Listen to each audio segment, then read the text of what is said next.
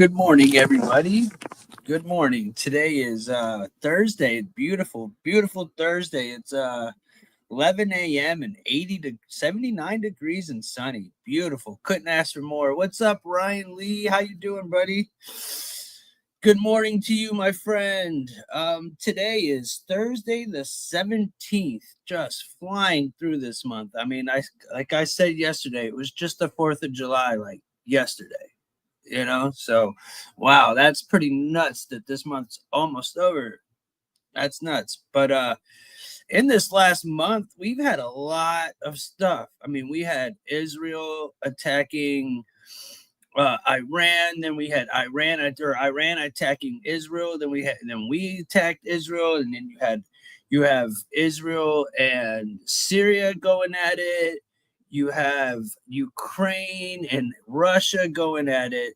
You've got the streets of America under attack from all the protesters, and you got ICE going out snatching people out from under them. You've got Texas floods, New Mexico floods, North Carolina floods. We've got the Epstein files out the wazoo. I mean, it's been nothing. Oh, and Puff Daddy was innocent. So we've had a lot of stuff. So, it's been nothing short of news. Now, a lot of people are very much stuck on the Epstein tip, and I understand, and we got plenty of Epstein stuff today. But, I do want to make it clear that, there's other stuff going on, but I'm going to go ahead and take care of the masses and give them what they want, which is, Epstein material. But we are going to obviously start off today with the news, as we do every day, right? So hold on. Let me get this done here, and then we'll get this bad boy started. I hope everybody has a beautiful, nice day. I will pop in here in a few. And after the show, you'll probably get a nice little rant out of me. So let's see how you guys act today, because you might catch that rant. All right, let's get this stuff going, guys. Here we go.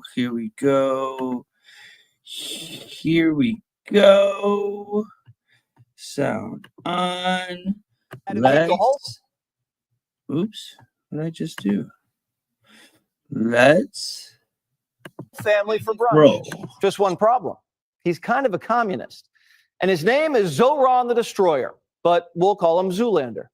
AOC calls it love at first sight, but her house is divided. Get to know him.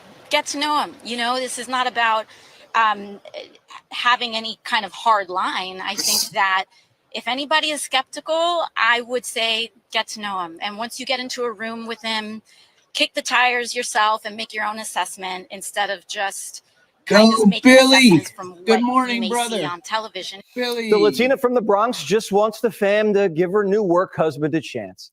She knows it's a tough sell. Her last work husband pulled the fire alarm, and her family says no mas. But AOC's got a thing for bad boys. Today, she snuck Zoolander into the house while everybody was still sleeping. She had him in a little room and pulled the shades down and had people come in one at a time.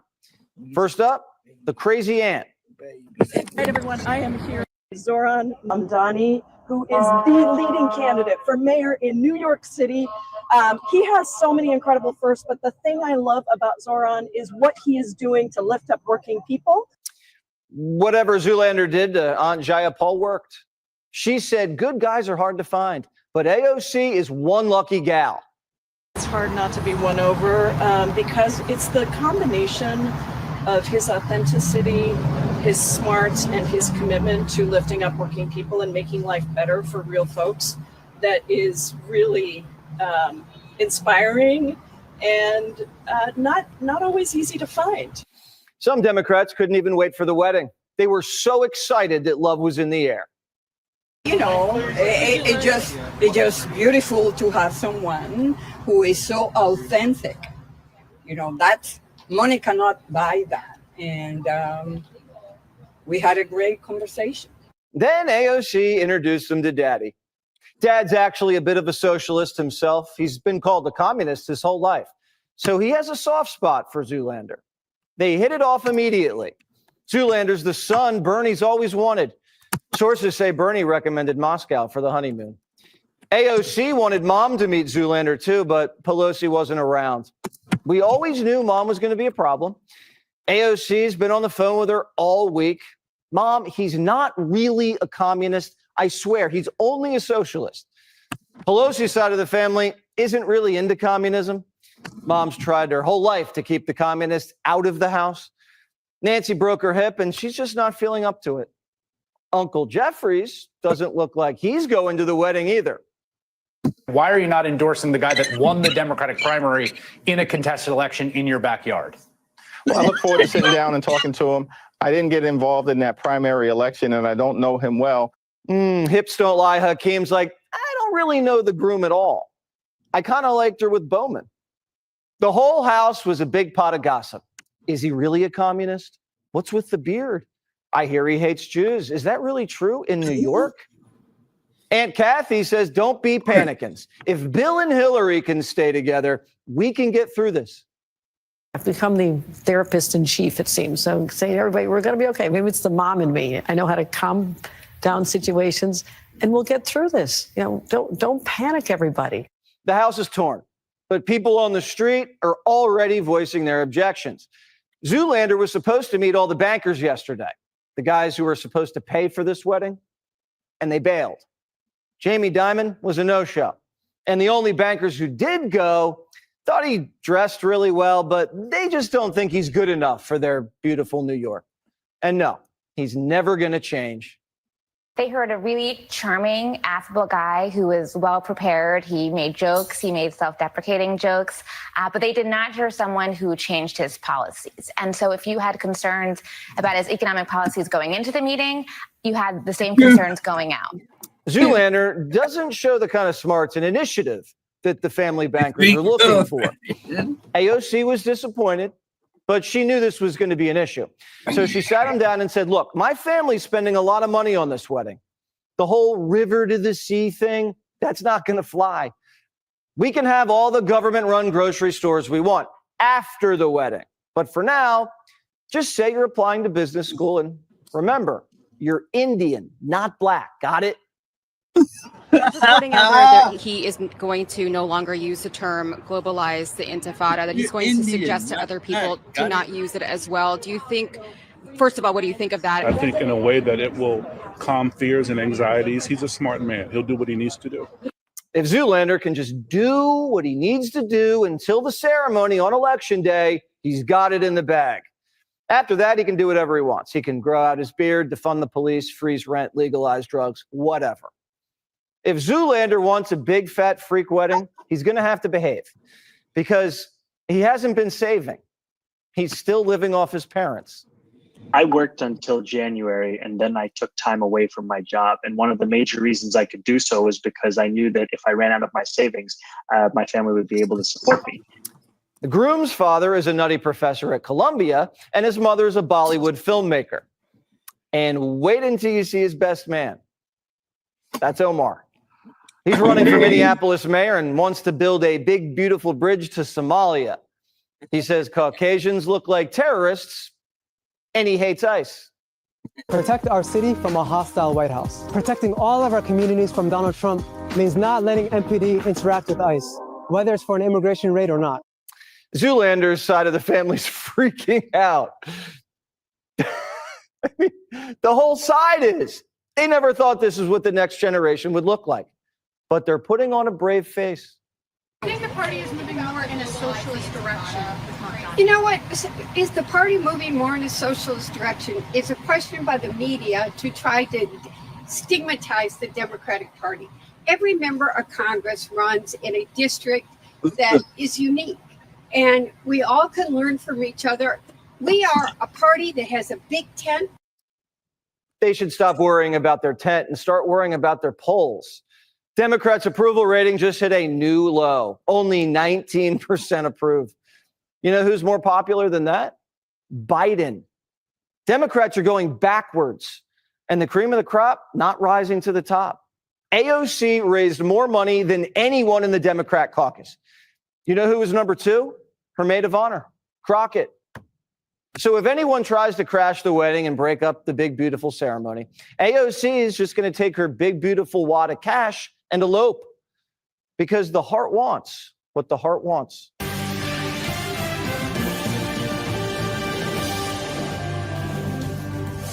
Welcome to Hannity. And tonight, another member of the Biden White House is pleading the fifth, this time Joe Biden's chief of staff refusing to answer questions under oath about the former president's cognitive decline and the administration's illicit use of that auto pen. We'll check in with Chairman James Comer, Greg Jarrett. They will weigh in on what is now growing to be a massive scandal, the potential legal trouble that is now brewing. Also tonight, the border czar, Tom Homan, will be here to respond to a laughable op-ed in the New York Times. Try to contain your laughter at home, but the headline reads, "I was one of Biden's border advisors. Here's how to fix our immigration system." Wow, really? We need advice from the very people that created the most preventable national security disaster, unmitigated disaster in our country's history? Wow. And they lied about it for 4 years. Let's take their advice. All right, but we begin tonight, a simple question.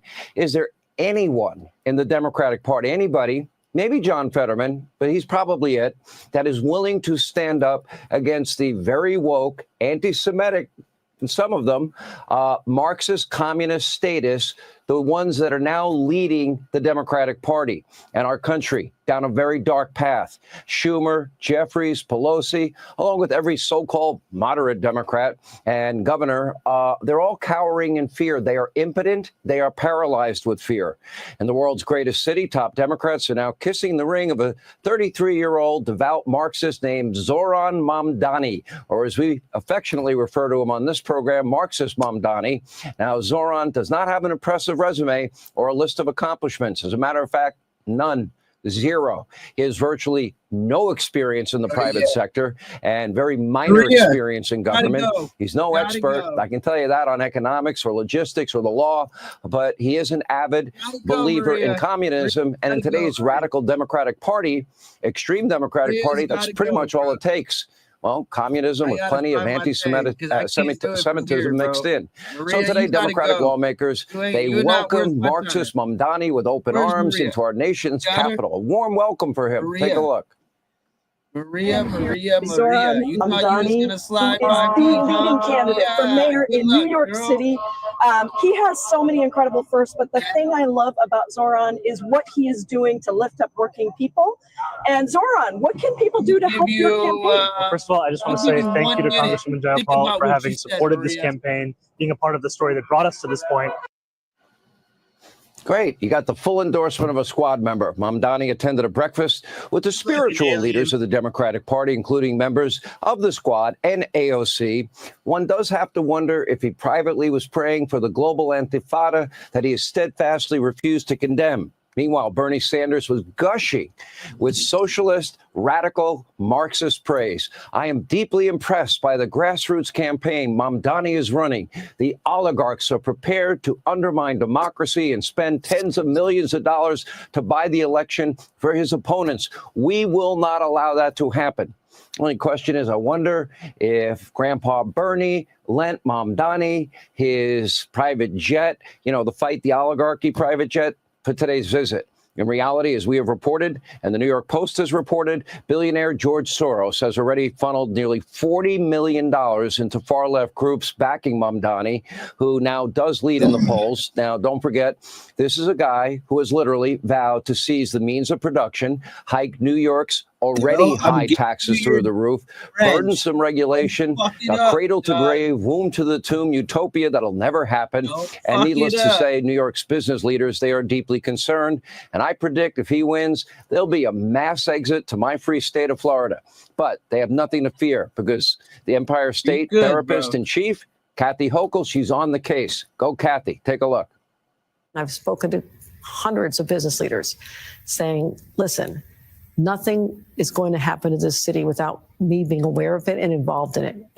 So don't talk about packing up and leaving and all these other, overreactions. We're going to be okay no matter what happens. And so I've had to do a lot of. I've become the therapist in chief, it seems. So saying, everybody, we're going to be okay. Maybe it's the mom in me. I know how to calm down situations, and we'll get through this. Don't panic, everybody. Don't panic, but think about it.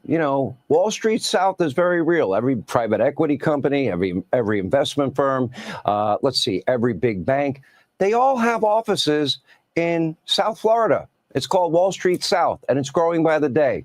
And I predict Mamdani gets elected, it's going to grow by leaps and bounds. But if Mamdani's elected, no one will be there to rescue New Yorkers. Governor Hochul will not be able to help. At least no one from the Democratic Party will be able to help. They will live in constant fear of their radical base.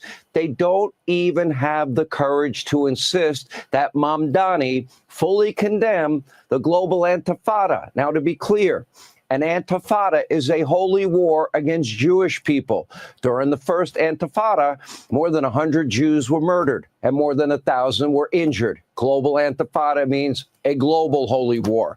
At a closed-door meeting, Mamdani, he promised that he will not use the term globalize the Intifada. That's far from condemnation. Doesn't mean he doesn't support it. He's been given numerous opportunities to condemn it. He steadfastly refuses. The truth is, in today's radical Democratic Party, it does not matter so long as he supports the tenets of radical socialism, Marxism, statism. He can get away with pretty much anything. All while establishment Democrats, they cower in fear. Chuck Schumer, really, you support this? Watching their party morph into something that is truly horrible. Well, Senator Kennedy from Louisiana says it best. Everybody had a kid in their class. I had to think twice about this. Everybody had a kid in their class growing up who ate paste. Not exactly sure what he means, but the problem is that Zoran Mamdani and Representative Ocasio-Cortez both grew up to be the leaders of today's Democratic Party, and the rest of the party has no idea what to do. The Epstein saga has led to some startling revelations. For example, we just uncovered the only black man on Earth with no musical talent. Epstein died by suicide. Believe that and you must be blind. You've been telling us you released the file, but where are they?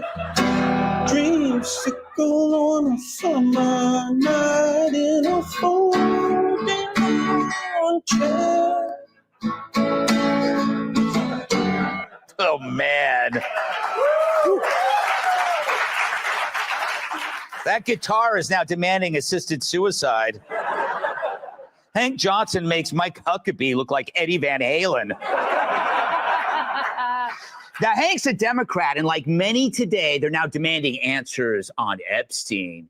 But you got to ask, where were they when we were the only ones demanding answers over the years? Oh, yeah, their guy was in power. So what did they do with all those big scandals? Well, they mock them, and not just Epstein, the Russian collusion hoax, the COVID lab leak, the Biden cover-up. Each one was a huge scandal and a huge cover-up, and the Dems treated them the way women treat Star Wars fans. You know, with zero interest. But now that Trump's in power, they see an opening exploiting the MAGA rift around Epstein. And I get it. They have no policies. Epstein is the only hope they have. Before this, all they had was supporting men who shave their nutsacks in women's locker rooms. Now, Trump just had the greatest start to a presidency in history. I haven't seen anything come out of the gate this fast since Joy Behar won the Kentucky Derby. Always works. I don't know. Yet we're supposed to focus entirely on Epstein. Sure, if a list of organized child rapists at high levels exists, that is huge. But remember, while you were caring about that, the Dems weren't. But now that it's a political issue, they do. And sure, the DOJ isn't perfect. If it were, they'd call it the Department of Sidney Sweeney. But it's miles ahead of what we had last time.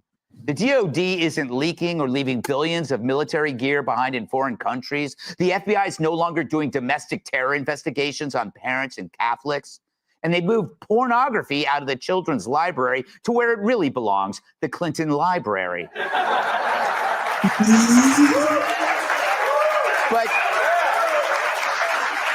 But now people whisper that Trump's vulnerable. But look, if someone flooded your basement for 4 years, you can't expect it to be bone dry overnight. And I get it. You can't just ignore this, because that's what the Dems would do. And that's not Trump. He doesn't run from chaos. He embraces it. I would say Trump is as cool as a cucumber, but why bring Ana Navarro's sex life into this?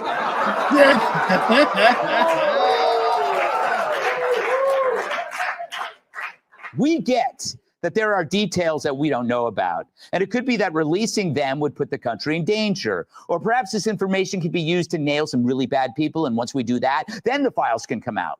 Maybe it's not about protecting people, but this country. We trust Trump on everything else, and he's delivered. Why would he suddenly depart from that? Given his record, we can trust he's making the right call. And I get it. We invested a lot in this, but we were also led astray. We were told that there was a client list. But take it from Alan Dershowitz, Epstein's lawyer. He says Epstein never had one. So is he right? It's a valid point. Who keeps a list of the crimes that they commit?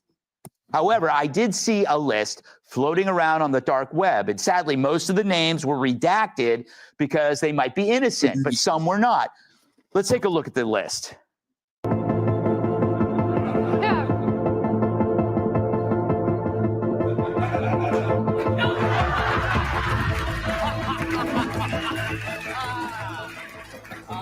Dude, Godhead's hilarious, dude. God bless you, Scott.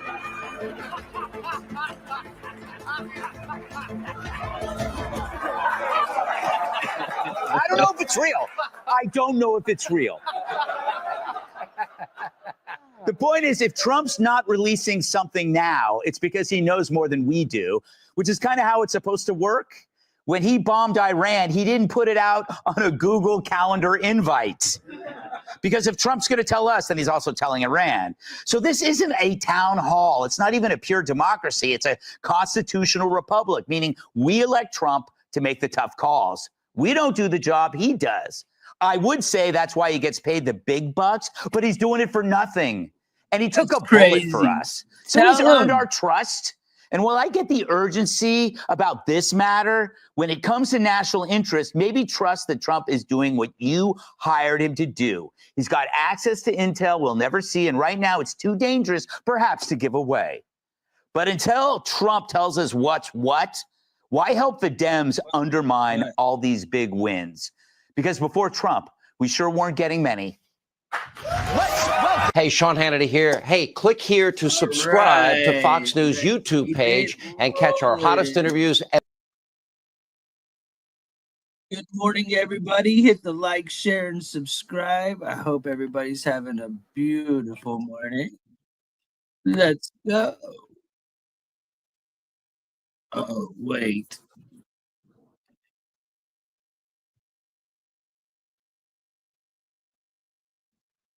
What am I watching right now?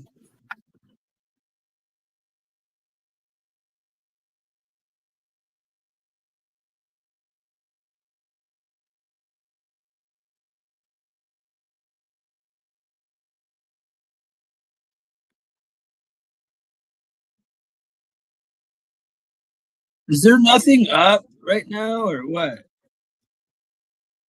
Oops, sorry, guys. His life in danger should be charged under 18 U.S.C. Section 111. Otherwise, this is not going to stop. So you can make it a conspiracy charge.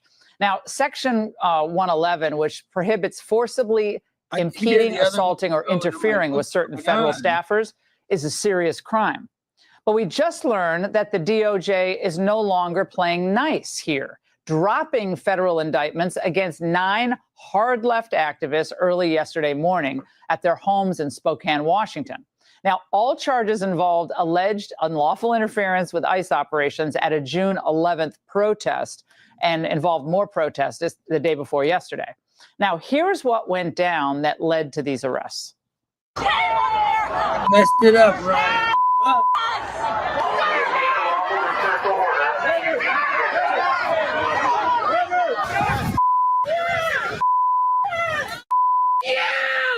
Don't shoot back up. I'm gonna end it.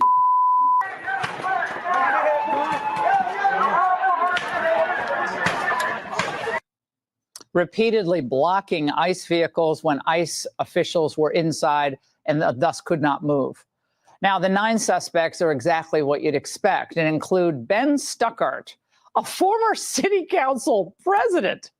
And they got him for a conspiracy to impede or injure federal officers. Then there's Jack Archer, an organizer with Spokane Community Against Racism, otherwise known as SCAR, same charges there. And Justice For All, who's a perpetual organizer who sits on the Spokane Human Rights Commission, same charges, including injury to an officer. Then there's Mickey Hatfield, same charges, with an additional charge, including intent to cause another felony or use of a dangerous weapon. Then there's Bahun Mavalawala, the son of Mahawala Sr., who was the campaign manager for Bernadine Bank. She ran for Congressional District 5 House of Reps seat in 2024, charged with conspiracy to impede or injure officers. Colin Muncie, same charges. Bobby Silva, more conspiracy to impede or interfere, and with intent to cause physical contact or intent to cause another felony. Then these 2 buttes, Thalia Ramirez and Aaron Lang, both charged with conspiracy to impede or injure officers.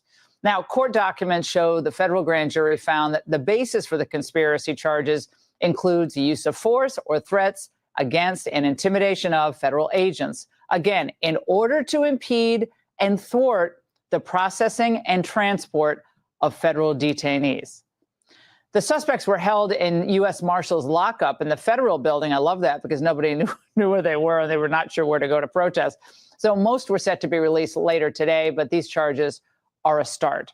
Now, a local criminal defense attorney said he expected more people would be arrested on more serious charges. Now, of course, rather than expressing shock at the alleged unlawful conduct, the local mayor, Lisa Brown in Spokane, does the opposite, calling it a politically motivated action and a perversion of our justice system, and saying Trump's ICE is creating widespread fear across the community. Now, this is typical sanctuary mayor nonsense, putting illegals before Americans and the rule of law. And she talks about widespread fear. What do you think the people of Spokane felt when Jose Efren Gonzalez Rodriguez, an illegal alien from Mexico, was sentenced to drug trafficking and firearms charges? He was caught with more than 60,000 fentanyl pills and stolen weapons. Imagine how many people he killed. Now, literally, they think that you should suffer so they can celebrate illegal aliens. That's where we are in the United States. Now, they may have the open borders Marxists on their side, but not most Americans. The new Harvard-Harris poll shows huge support for deporting criminals. Look at these numbers. 93% of Republicans support it, 70% of independents, and even 59% of Democrats.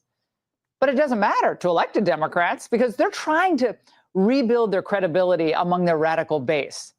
They want to turn up the rhetoric, which will only endanger ICE and also law-abiding Americans. So it's all Nazi imagery all the time for the young punks like honorary squad member Max Frost. They want more people behind bars. They want to incarcerate more people, and they want to ethnically cleanse this country of certain types of immigrants. They're not going for every person here that's undocumented, because when I was in that internment camp in the Everglades, I didn't see any Europeans who overstayed their visa. I saw nothing but Latino men and Haitian men, type of people that look like me. Reprehensible. It's the same defamatory rhetoric at the state level as well. In a social media post, Rhode Island Democratic State Rep Enrique Sanchez referred to ICE as Nazi Gestapo thugs following an ICE arrest of what he called our neighbor in Providence. So who was that neighbor that the state rep was referring to, so hell-bent on protecting? Well, it is an MS-13 gang member named Rene Mendoza Meza, who had pending charges for fentanyl trafficking and had been released from local custody. Why? Because of Rhode Island's sanctuary policies. Another upstanding citizen.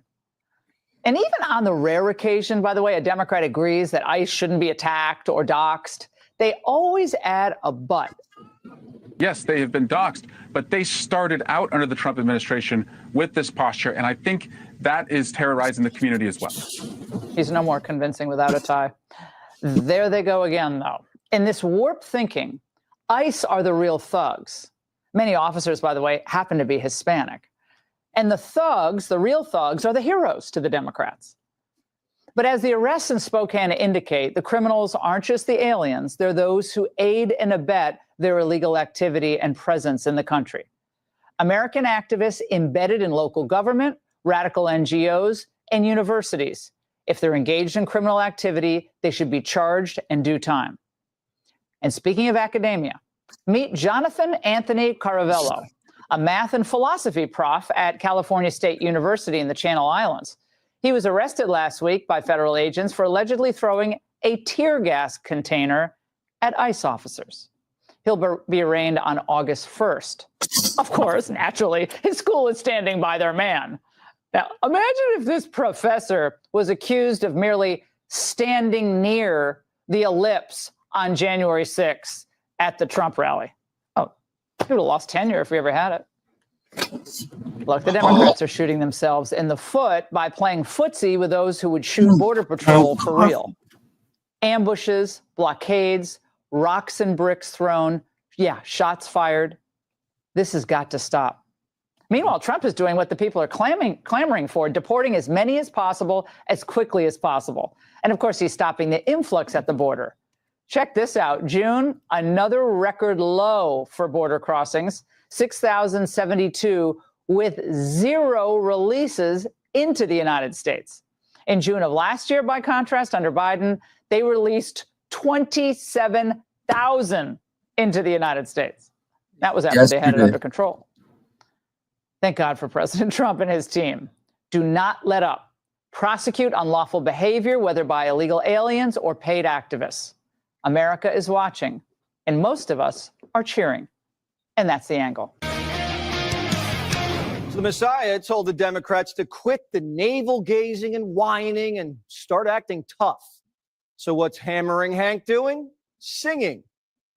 Congressman Hank Johnson coming to give you some more ear candy. Epstein died by suicide. Believe that and you must be blind. You've been telling us you released the file, but where are they? Dreamsicle on a summer night in a folding chair.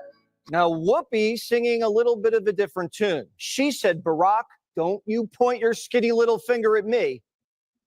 This has not been about Democrats laying back. This has been about y'all. This has been about y'all because their messaging was always the same. Democrats have been angry at what this man tried to do the last time. They've been angry this time. So with much due respect to you both, I believe you are pointing the finger at the wrong person when you say Democrats. Whoopi's tired of Barack telling the brothers and sisters what to do. She's in the trenches every day while he's in Honolulu getting henpecked by Michelle. The Messiah can't perform miracles anymore. And the God said he's a day late and $1 short. It's mind-boggling to me when I hear people like President Obama say things that regular, everyday people been saying for years. We've been saying Democrats were cowards for a decade. We've been saying Democrats need to toughen up. And that cowardice is, why we're in the position that we're in now. So it's just wild to hear President Obama say that now as if Democrats haven't been cowards for the past decade. The cowardly lying Democrats should look in the mirror. Barack puppet mastered Kamala's campaign, and now everyone's leaking that he didn't think she was tough enough, so he hid her in a bunker. They were afraid, right? They didn't trust her. They had her so wound tight. Like, if the cursing Kamala would have gone on the broadcast, she would have killed it. Obama wouldn't let the best-looking attorney general talk to other guys. Look what happened when he let her talk to Brett Baier. Catastrophe. You cannot hide presidential candidates and then blame them for losing. You got to just leave it all out in the field. Biden still thinks he's running. So they took away his phone and changed his number. But he got a new one, and he called the New York Times to tell them that the auto pen signed the pardons because his hand was too tired. Joe with a phone is dangerous, and Democrats think something's up. I think something else is coming. Why did he pick the phone up after 5 years and call them? Something is coming. I suspect they're laying the predicate that he delegated, and they put out these like drug offenses, which seem small because there's a bigger case coming. I agree. If Hunter was selling pardons, I wouldn't use my own John Hancock either. I'd give it to the auto pen. Joe's the last gasp of the baby boomer Democrats before the party brings in fresh blood for the midterms. But they're filling their ranks with communists who will poison their chances for the general. Zoolander in New York, he wants government-run supermarkets and tax hikes on whites. And now staffers are pulling him away from the press like he's the big guy. Watch. Building this coalition further and further such that it reflects the beauty and the breadth of our city. Thank you for your question, Ms. I think we're done here. Channel 7, We're going to go. Come on. we haven't had a chance to make We're wrapping up. Sorry, folks. Now, what do Sleepy Joe and communists have in common? The more they talk, the more their staff wets the bed. In Minneapolis, the sheets are soaked. Democrats are running this guy for mayor. His name's Omar, and he wants to turn Minneapolis into Somalia.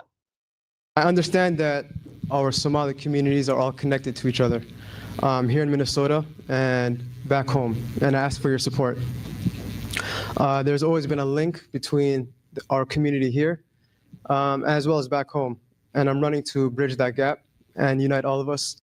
A link between Minneapolis and Somalia? That may be a bridge too far. Omar wants price controls. He wants to defund the police and Trump-proof the city. Well, shiver me timbers, because these commie pirates are hijacking the Democrat Party ship. The consultants, they see the writing on the wall. They're telling campaigns, if you can't handle these swashbucklers, now is a great time to retire. So who's going to save the Democrat Party from this ship of fools? Here comes the great white hope, Captain Gavin Newsom. Barack told him to act tough, and Gavin's already cursing like a sailor. Mother, no bull, believe that. Get out of here, this son of a God gift. Despise me for the I read too.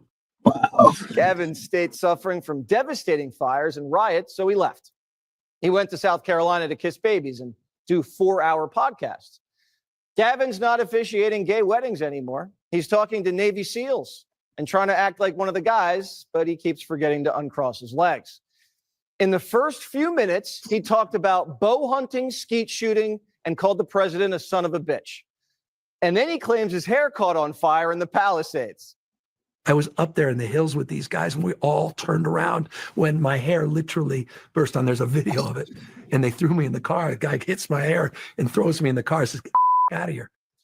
Gavin uses so much grease, the smallest spark turned him into Burning Man. We asked the governor's office to give us the video of him looking like Michael Jackson in a Pepsi commercial, but we haven't heard back. If anyone has the video of Gavin's hair going up in flames, text it to us. We want to see the tape.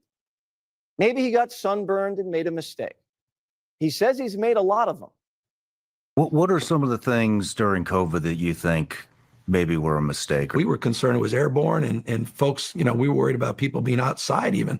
And we realized then, after the fact, what the hell are we doing shutting down the beaches and open areas? Do you think that some of the restrictions that you put in place created a mental health crisis by being locked up, by not being able to enjoy the outdoors? It was devastating. Come on, man, of course. Newsom says he was wrong about lockdowns, and now he's saying he's wrong about sex changes for 6-year-olds. Is 8 years old too young? Yeah, I mean, look, I now that I have a 9-year-old, just became 9. Come on, man, I get it. So those are legit. It's interesting. Just the issue of age. It's interesting. As someone that's been so focused on equality, broadly, LGBT rights, particularly gay marriage. Mm-hmm. The trans issue for me is also novel. It's over the last few years, I'm trying to understand as much as anyone else. Whole pronoun thing. The whole pronoun thing. Once he got going, the governor couldn't stop talking about what his party was wrong about. But do you feel like the last administration was divisive? I think, we got ideological, failed at the border. And they've sent me 2 bills I've had to veto where they didn't want me to cooperate with ICE for these 11,000+ people. I just think they're wrong. My party's wrong on that. Newsom's running on Democrats being wrong on everything. Well, that's a great platform if you're a Republican, so good luck. The governor even went a step further and said Democrats should wash their mouths out with soap. Because you oppose sports does not make you a bigot, doesn't make you homophobic. There are certain people that cannot stand the community, and that's different. But the vast majority of the folks I come into contact that think it's unfair are good human beings, and I think we should treat them accordingly. Well, Newsom better swallow a big bar of Irish Spring. He called Trump disgusting, appalling, sick, misogynist, narcissist, racist, unfit, and delusional. And after that, Gavin says he loves Rogan, guns, and the red, white, and blue. We've got to show our pride and patriotism a little bit more, not be shy about it. We celebrate all this, but we don't celebrate what unites us. The United States of America, these enduring principles of our founding fathers, taking the best of Greek democracy and the Roman Republic, 3 independent co-equal branches of government, the rule of law. What a gift. They were imperfect, but man, what a God gift to this country. We're about to celebrate 250th anniversary. Gavin has transitioned back into a man, and we're proud of him. Because before Gavin detransitioned, he sounded like this. Black community does not need to change. We need to change. One thing is clear to me. We have a hierarchy of values in this country that diminishes certain people based on their color of the skin. A history, though, that must acknowledge the shameful mistakes of our country's past. After all, America was literally built on the backs of Black people. Newsom's America's first AI politician. His Silicon Valley donors figured out how to make an algorithm to make him electable outside of California. And after undergoing political sex change surgery, Gavin is now a patriotic, anti-lockdown, trans surgery pronoun, and pro-border governor who loves capitalism, the Second Amendment, and the founders. Would Gavin admit he was wrong about everything if he wasn't running for president? Are you gearing up for a 2028 run? No, I'm blown away the Democrats' obsession with just that sort of perfect person that's going to say, sort of this John Wayne thing, this romantic version of that person's going to save the day. Meanwhile, we're not doing the hard work. The more Trump keeps doing what he does, the more compelled I am to think about it. I've never felt more outrage, more anger. Gavin's leaving the door open to come out of the California closet and save the party from the pirates. He's basically running as a 57-year-old Joe Biden, a straight white male who isn't as crazy as the rest of the communists on the ship. But the way it's looking, with this gnarly crew of identity pirates, they might make him walk the plank first, which might be a good thing if his hair's on fire.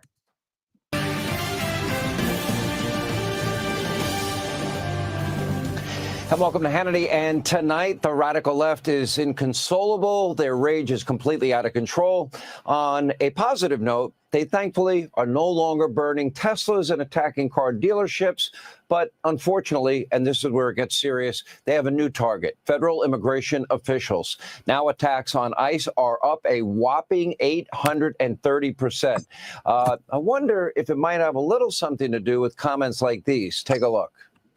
If you've got a facility that's holding people indefinitely and there's no legal process to get in there and there's no legal process to get out, that is traditionally called a concentration camp or an internment camp. This points to something bigger. They want more people behind bars. They want to incarcerate more people, and they want to ethnically cleanse this country.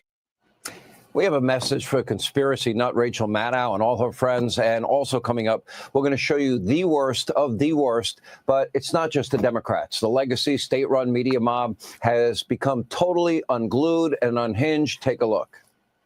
Also, I want to respond to you saying that I was hyperbolic when I talked about a reign of terror. That is hyperbolic. No, it might be hyperbolic for you as a white man. Oh, okay. It's certainly not hyperbolic for me as a Latino. No, I'm not being racist.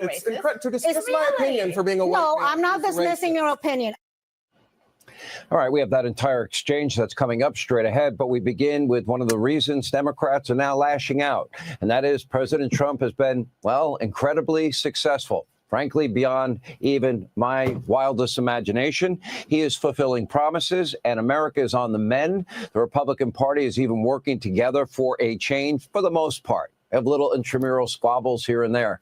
At the same time, the Democratic Party is a dumpster fire. But that's not stopping Chucky Schumer from putting a brave face and doing what he does best, lying to all of you, the American people. Take a look. The bottom line is Democrats are united.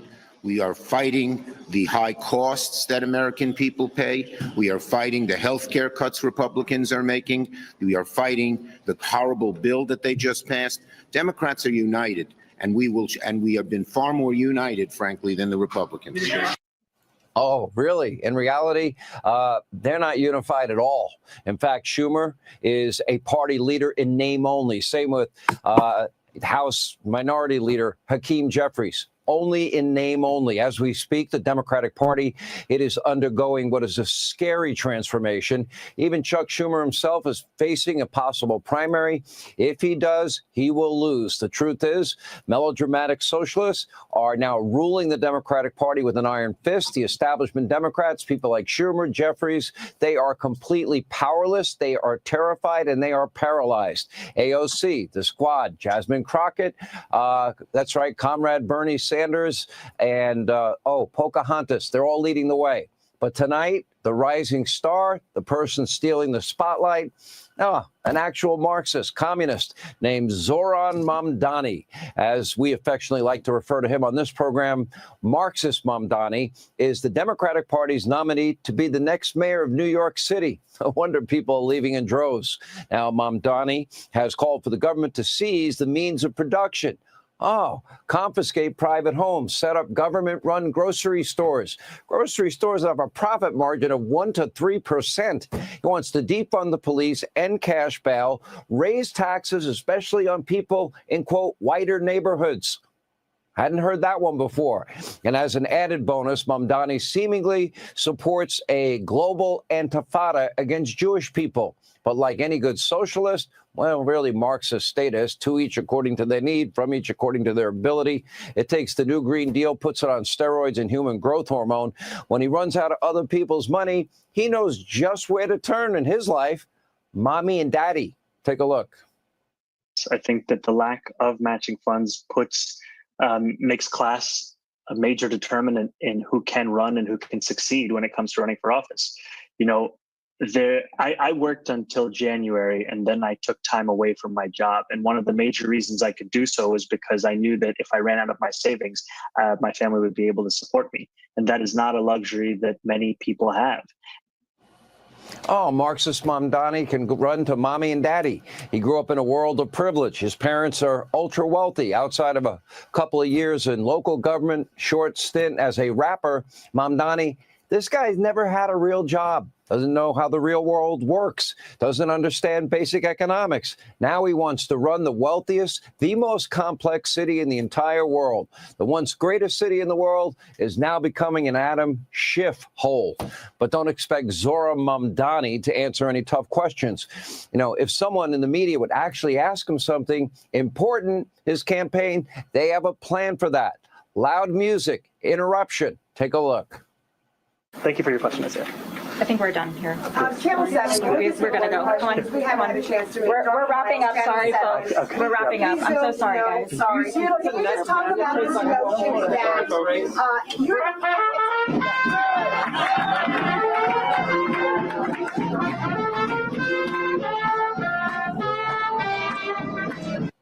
You mere peons, shush with those questions. How dare you ask a question?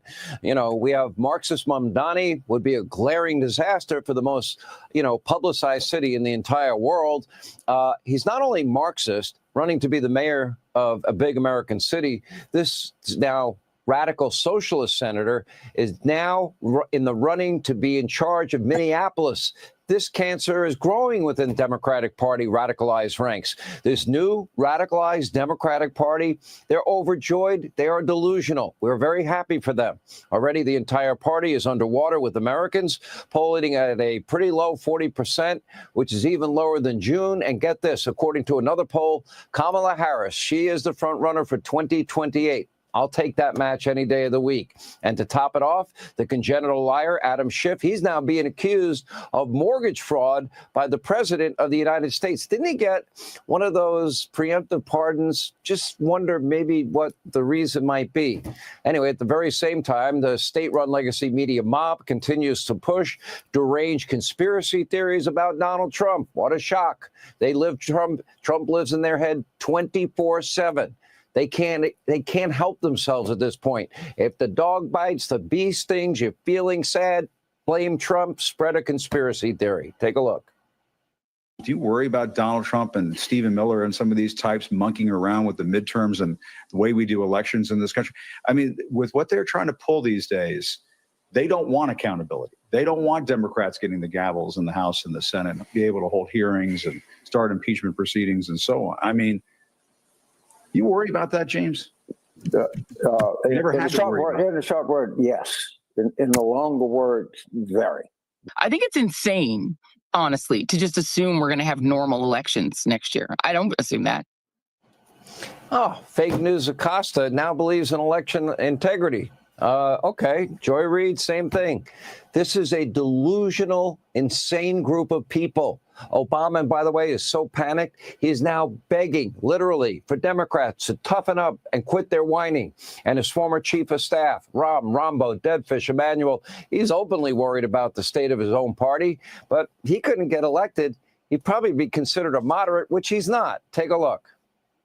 Just to give you a sense of how bad we are, the Democratic Party is less popular than Elon Musk right now. That should be like a wake-up call how bad. The Democratic Party, we disappoint you.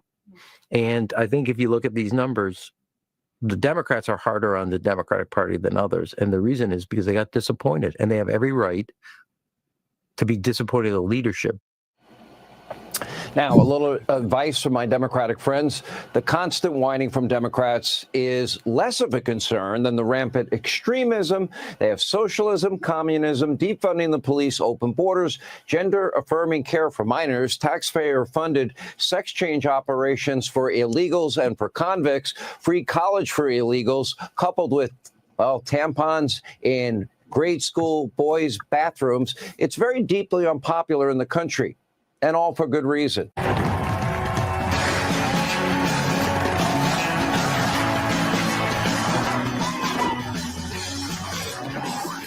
It's my favorite part of the show, baby.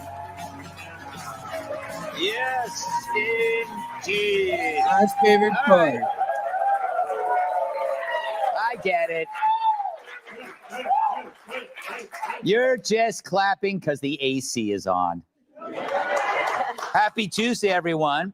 So, according to a new poll, Kamala Harris is the front runner for the 2028 Democratic presidential primary.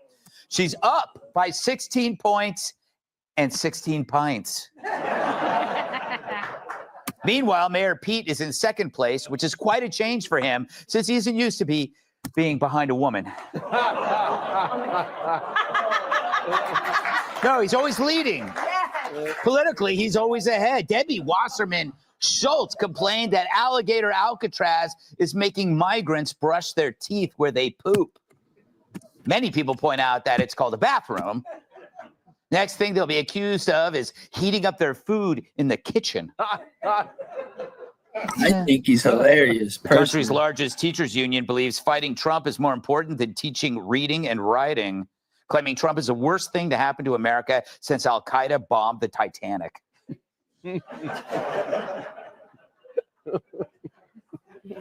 Soft landing with that joke, huh? At a private fundraiser last week, Barack Obama told Democrats to, quote, toughen up, which is the same thing Michelle says to him before strapping on the flesh hammer. That's why I played this, bro. Still don't know what a flesh hammer is, but use your noggin. A Brazilian brothel introduced a 50% Trump tax on U.S. customers, although they claim there will be no taxes on just the tip.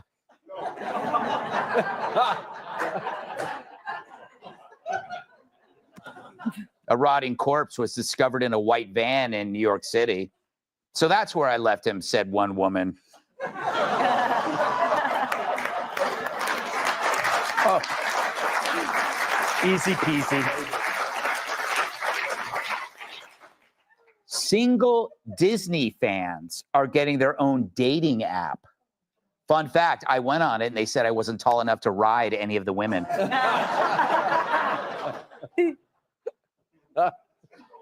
Tori Spelling confessed that her ex-husband good writers, wanted her to Patrick. role play as her Beverly Hills 90210 character, Donna Martin, in bed.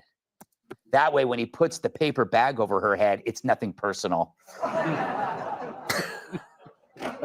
You know, I'm proud of that joke.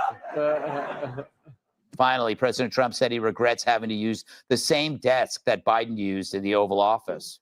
But it's a lot more fun when someone is under it, said one man.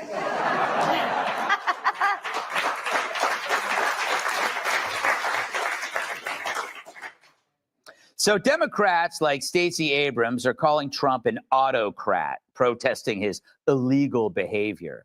Of course, she's doing it while brazenly violating elevator weight limits. But talk about a contrast.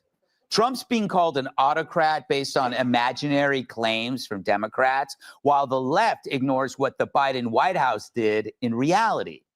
Right now, Joe wants to convince us that he was behind those pardons signed with the auto pen, when even he can't convince us he can put on his own pants. But the ex-pres rose from his coffin for 10 minutes with the New York Times and said he granted all pardons orally. Didn't Bill Clinton get impeached for that? Yeah. Now, Biden claims he made every decision, which sounds like the cuck that's holding the camera when his wife's being banged by another guy. Yeah. Oh, I wanted this. That's a great. You telling me that wasn't funny? You guys are lame. You ain't gonna hear none of this on anywhere else. Come on, bro. Even if you don't like Fox or you don't like bro, he's still fucking funny. Come on, guys. Analogy, and I don't care. Smile. But at least the Times didn't take his word for it. They added, Biden did not individually approve each name he and aides confirmed. And instead, he signed off on the standards used to determine which convicts would qualify. His team then took care of the details and slammed it through with AutoPen, with his chief of staff giving the final go-ahead. But you can't use AutoPen without the president's consent. And do we really think he was able to give that? He was more out of it than Bill Cosby's dates. Ooh. Oh, Bill Cosby fans. So what are these standards that they used? Out of the 25 documents Biden signed, 2 granted pardons to thousands, including criminals, murderers, and child abusers. Those standards were so low, Charles Manson wishes he was alive to qualify. The Kids for Cash judge sent children to prison in exchange for kickbacks, including one young man who later killed himself. Joe commuted his sentence, probably while watching Transformers 2 in his PJs. One ghoul sexually assaulted and murdered 2 young girls, then murdered another woman. Biden commuted his sentence too. So how would you feel if your president let your family members kill her off death row? And how would you feel if it turned out the president's just a drooling vegetable and some unelected bureaucrat actually made that decision? The Times also reports that Biden gave oral decisions at meetings, but the assistants who wrote down Joe's decisions, they weren't in the room when he made them. So you're saying Joe's inner circle wasn't making the calls? And you're telling me we should take the Biden White House's word for it after all the gaslighting they and the media put us through? We're talking about the president who needed to be tased to wake him up from an afternoon nap. I get it. It's true. Other presidents have used AutoPen before. Obama did. Trump used it. It's usually used for responding to letters, like when I used mine to answer Geraldo's request for money. So is the AutoPen, I think, maybe one of the biggest scandals we've had in 50 to 100 years, right, Mr. P? The AutoPen, I think, is maybe one of the biggest scandals that we've had in 50 to 100 years. This is a tremendous scandal. And I know the people on the other side of see that desk, that Resolute desk? Unfortunately, he used it before me. I guarantee he knew nothing about what he was signing. I guarantee it. Yeah, the pardon power is the president's most absolute And Biden abused it like Dr. Jill abused him. Yeah. So do we just say, well, that was terrible. I hope it never happens again? No, you don't do that with crime. You punish the crime. It's why I've got a lifetime ban from the Planet Fitness steam room. I can't be the only one who pees on the sauna rocks. So we need to investigate and cancel everything that Biden wasn't aware of. Biden might have signed off on some. Look at that look on his face. And you guys have the audacity to talk about Trump. Look at that dude. Does he know where he's at? He's got lizard eyes. He looks dead. Horrible crimes, but it would be a worse crime if we did the same. But this veiled process leaves more questions than answers. So we went right to the source. Joining us now is the individual at the center of this scandal, AutoPen. Thanks for being with us, AutoPen. My first question, who's telling you what to sign? Who's telling me what to sign? Oh, the ballpoint's on this guy. No one, Greg. How did you get this show? I have broken crayons, I know, funnier than you. Oh, you know, I hear you used to date my sister until she wanted someone bigger, so she switched to a golf pencil. Wow. I thought maybe you were going to have some actual answers to these questions and not just insult me. Why did you pardon so many bad criminals? I wanted to get back at people who keep treating me like some sort of lowlife, Greg. You know, sucking on me to quit smoking, using me to write Third Eye Blind lyrics. Rock bottom was when they had me signing Jesse Waters packages from hymns. So now that Biden's out of office, what are you going to be signing now? Mostly bad checks, permission slips, forging life insurance for people about to get murdered. Just once, I'd like to sign Dolly Parton's boobs. I'd probably run out of ink, though, if you know what I mean. Well, thank you, AutoPen, for not enlightening us on this scandal. Welcome, Greg. Bye-bye. He's like a gay. Tonight's guest. Yeah. He now owns a soccer team, making him even more boring. Host of Fox and Friends and One Nation, Brian Kilmeade.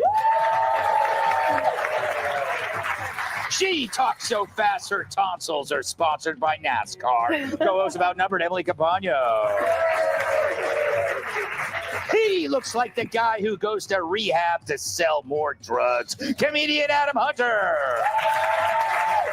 And her audience went from Alice in Chains to Life Alert bracelets. Host of Kennedy Saves the World podcast, Kennedy.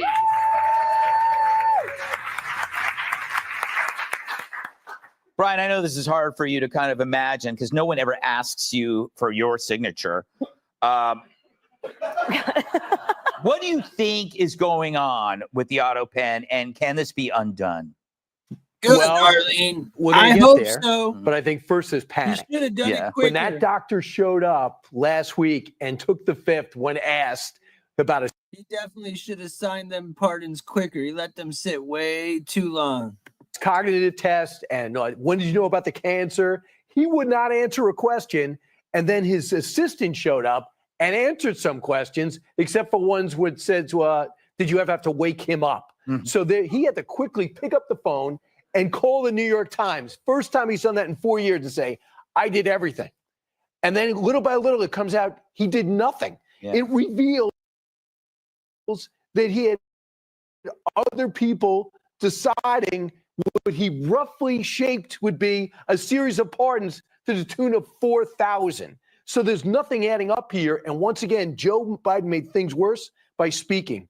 And here's the question. What did he actually do? And it brings me to you. Yes.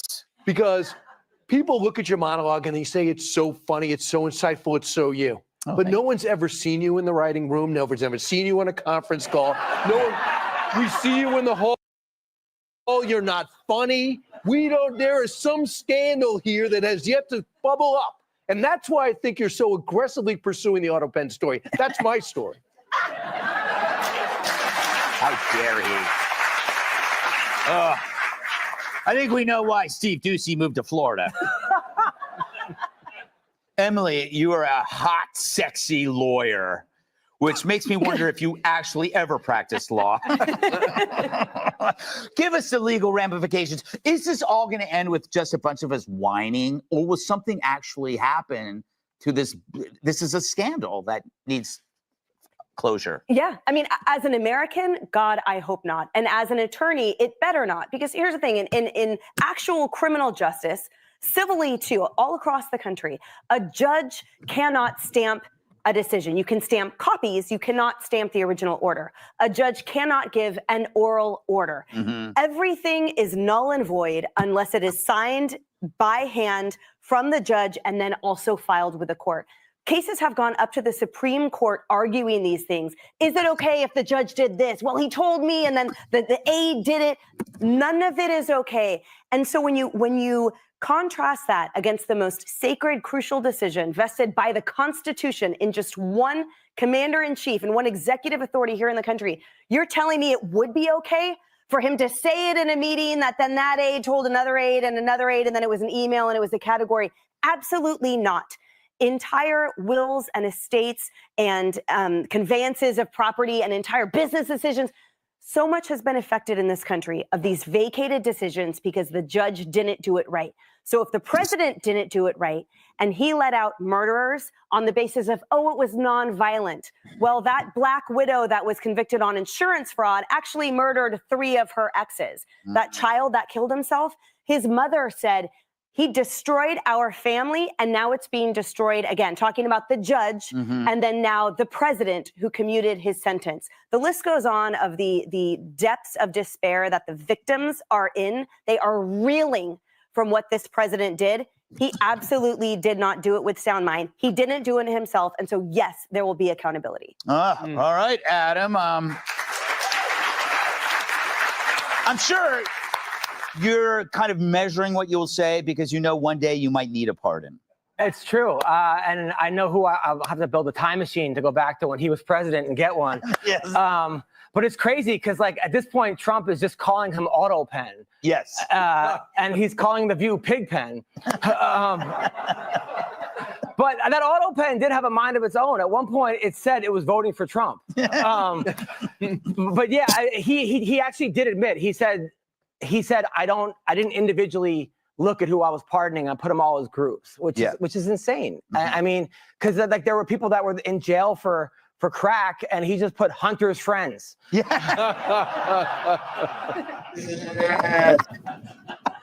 Katie, the last word to you. Oh, thank you. Yes. So here we go. The auto pen. It's like Auto Universe, but much more offensive, and you can't go around kicking the tires. I'm surprised that Democrats aren't getting on board here because now they can throw Biden under the bus. Yes. Who cares? People are making millions of dollars writing crappy books about how bad the Biden presidency was, especially at the end. And if they could use this to somehow curtail Trump's power, I'm so surprised that they haven't jumped on the bandwagon. Because there are very few things that Republicans and Democrats can agree on right now, like misuse of the auto pen is wrong. Propping up a vegetable who has no cognitive ability, that is wrong. Saying that Jeffrey Epstein killed himself, that is wrong. That's one of the few things that Democrats... How'd that even come up? Yeah. it was like... I've not heard anything about that. Like one of the few things that we can all agree on. I know, we were all told like Epstein to hang in there. Yeah. Oh, shit.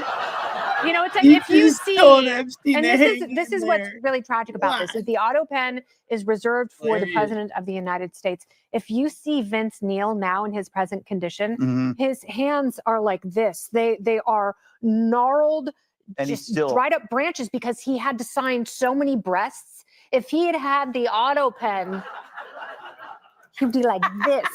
Yes. Not that That's funny, a beautiful bitch. story. Right. What a beautiful story. gay We guy's must move funnier. on because we have so much more to talk about up next. Barack's Tough Talk. Hey, Sean Hannity I here. could watch Hey, click this here to all subscribe damn to Fox day, News bro. YouTube page I and could catch our watch hottest this interviews and all most day. compelling analysis. You will I not. just want to see what they're going to put up next, but we're going to go down the Epstein. Nah, we're going to go down the Epstein rabbit hole, guys. I will start with, sorry, guys, hold on. I will start with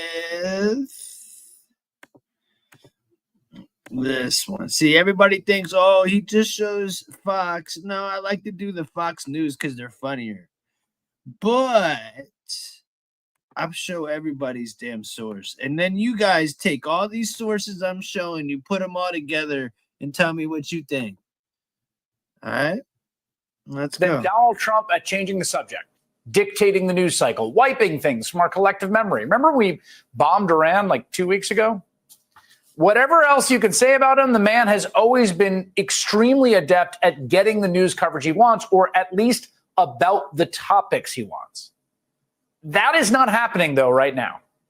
Right now, Donald Trump wants everybody to shut the hell up about his one-time close friend, associate, the late child sex trafficker, Jeffrey Epstein, the guy you see there on your screen hanging out with Trump. And yet everything Trump is doing is making people talk about it more. In fact, just an hour or two ago, Donald Trump fired an Epstein prosecutor. That would be Maureen Comey, the daughter of former FBI director and Trump nemesis James Comey. Now, Trump could have a lot of reasons for disliking her, but as Politico noted today, Comey, who'd worked in the U.S. Attorney's Office for nearly a decade, prosecuted both Jeffrey Epstein and his associate, Ghislaine Maxwell. Okay? So when Donald Trump's trying to bury the story right now, out of nowhere, in an unprecedented move, presidents don't fire career attorneys, he fired Jeffrey Epstein, Ghislaine Maxwell's prosecutor. Come here. This is just one in a series of things Trump has done surrounding the Epstein story that have just been really weird. And so now we are seeing a revolt among the MAGA faithful, people who cheered when Trump staffed the Department of Justice and FBI with loyalists who vowed to release the Epstein files to the public. They were devastated last week when Trump's administration closed the case and told everybody, turns out nothing to see here. None of it made sense because the administration had been hyping this release over and over. Attorney General Pam Bondi was telling anyone who would listen that she had tapes to review, she had a client list to review, that they gave out a binder that was phase one. And it even got weirder because when they announced the case was closed, they also released that raw video from Epstein's prison block the night he killed himself. And that footage, as people noted, appeared to be missing an entire minute. Well, guess it. Get this. According to a new Wired investigation published yesterday, that video is actually missing approximately 2 minutes and 53 seconds. So the whole thing's not going away. And Trump is so frustrated by the Epstein backlash from his own political reporters, he is now calling them stupid. Mr. President, I know you want to move past all this intrigue over the Epstein files, but I do want to ask you to clarify something you said this morning. You said this was all a hoax. Has your Attorney General told you this was a hoax? What evidence have you seen? No, it's not the Attorney General. No, I know it's a hoax. It's started by Democrats. It's all been a big hoax. It's perpetrated by the Democrats. And some stupid Republicans and foolish Republicans fall into the net. And so they try and do the Democrats' work. They're wasting their time with a guy who obviously has some very serious problems, who died 3-4 years ago. I'd rather talk about the success we have with the economy, the best we've ever had, and all of the things we've done, including in the Middle East. I mean, you see it. Instead, they want to talk about the Epstein hoax. And the sad part is it's people that are really doing the Democrats' work. They're stupid people. By the way, is there anything more typical of the Trump era than a foreign leader sitting there as Trump rambles about Jeffrey Epstein? So that was Trump expanding on a wild social media post from early this morning, claiming that Democrats' new scam is what we will forever call the Jeffrey Epstein hoax. And my past supporters have bought into the BS hook, line, and sinker. They haven't learned their lesson and probably never will after being conned by the lunatic left for 8 years. Donald Trump, the Republican president, calling Republicans stupid people and past supporters because they believe Trump's campaign promise to release the Epstein files. Surely he couldn't mean that. But he clarified, yes, he did. You mentioned past supporters when you were talking about the Epstein issue. Does that mean that you're effectively disowning any supporters who are now I lost a lot of faith in certain people. Yeah, I lost because they got duped by the Democrats. What? Telling people the case is closed isn't working, so he's defaulting to trying his old playbook where it's all Russia, Russia, Russia, Comey, Obama hoax. Barack Obama created the Epstein files that he didn't show you. So why would you even want to see them? What could be in them? They're fabricated anyway, and they don't exist. What's wrong with you? The thing is, it isn't really working. If you talk about this, I'm going to excommunicate you. Well, you're not the Pope, bro. Millions of Americans are not satisfied with what we've been told. And we shouldn't be, because it's been contradictory and insulting to our intelligence every step of the way. Trump should not be insulting and attacking the people who voted him in and supported him simply because they want answers on this notorious case of a high-profile individual. Why did they say there was thousands of hours of tapes of people doing horrible shit? Why did they say that? I can't reconcile this Donald Trump with the Trump that we're seeing right now, the Trump that is gaslighting the public right now, the Trump that I voted for across multiple elections. The Epstein scandal is definitely terminal cancer to Trump's MAGA movement. These people believed in Trump, as you saw, and his war on the deep state, and now they're wondering why Trump has changed his tune, including disgraced former Trump National Security Advisor Mike Flynn. In a long post on social media today, Flynn practically begged Trump to change tactics and release more Epstein files. Quote, if there are elites inside of our country that committed crimes against children, shame on them, and they must be held accountable. Even Republican House Speaker Mike Johnson has, at least rhetorically, in his words, if not his actions, split from Trump on the Epstein case.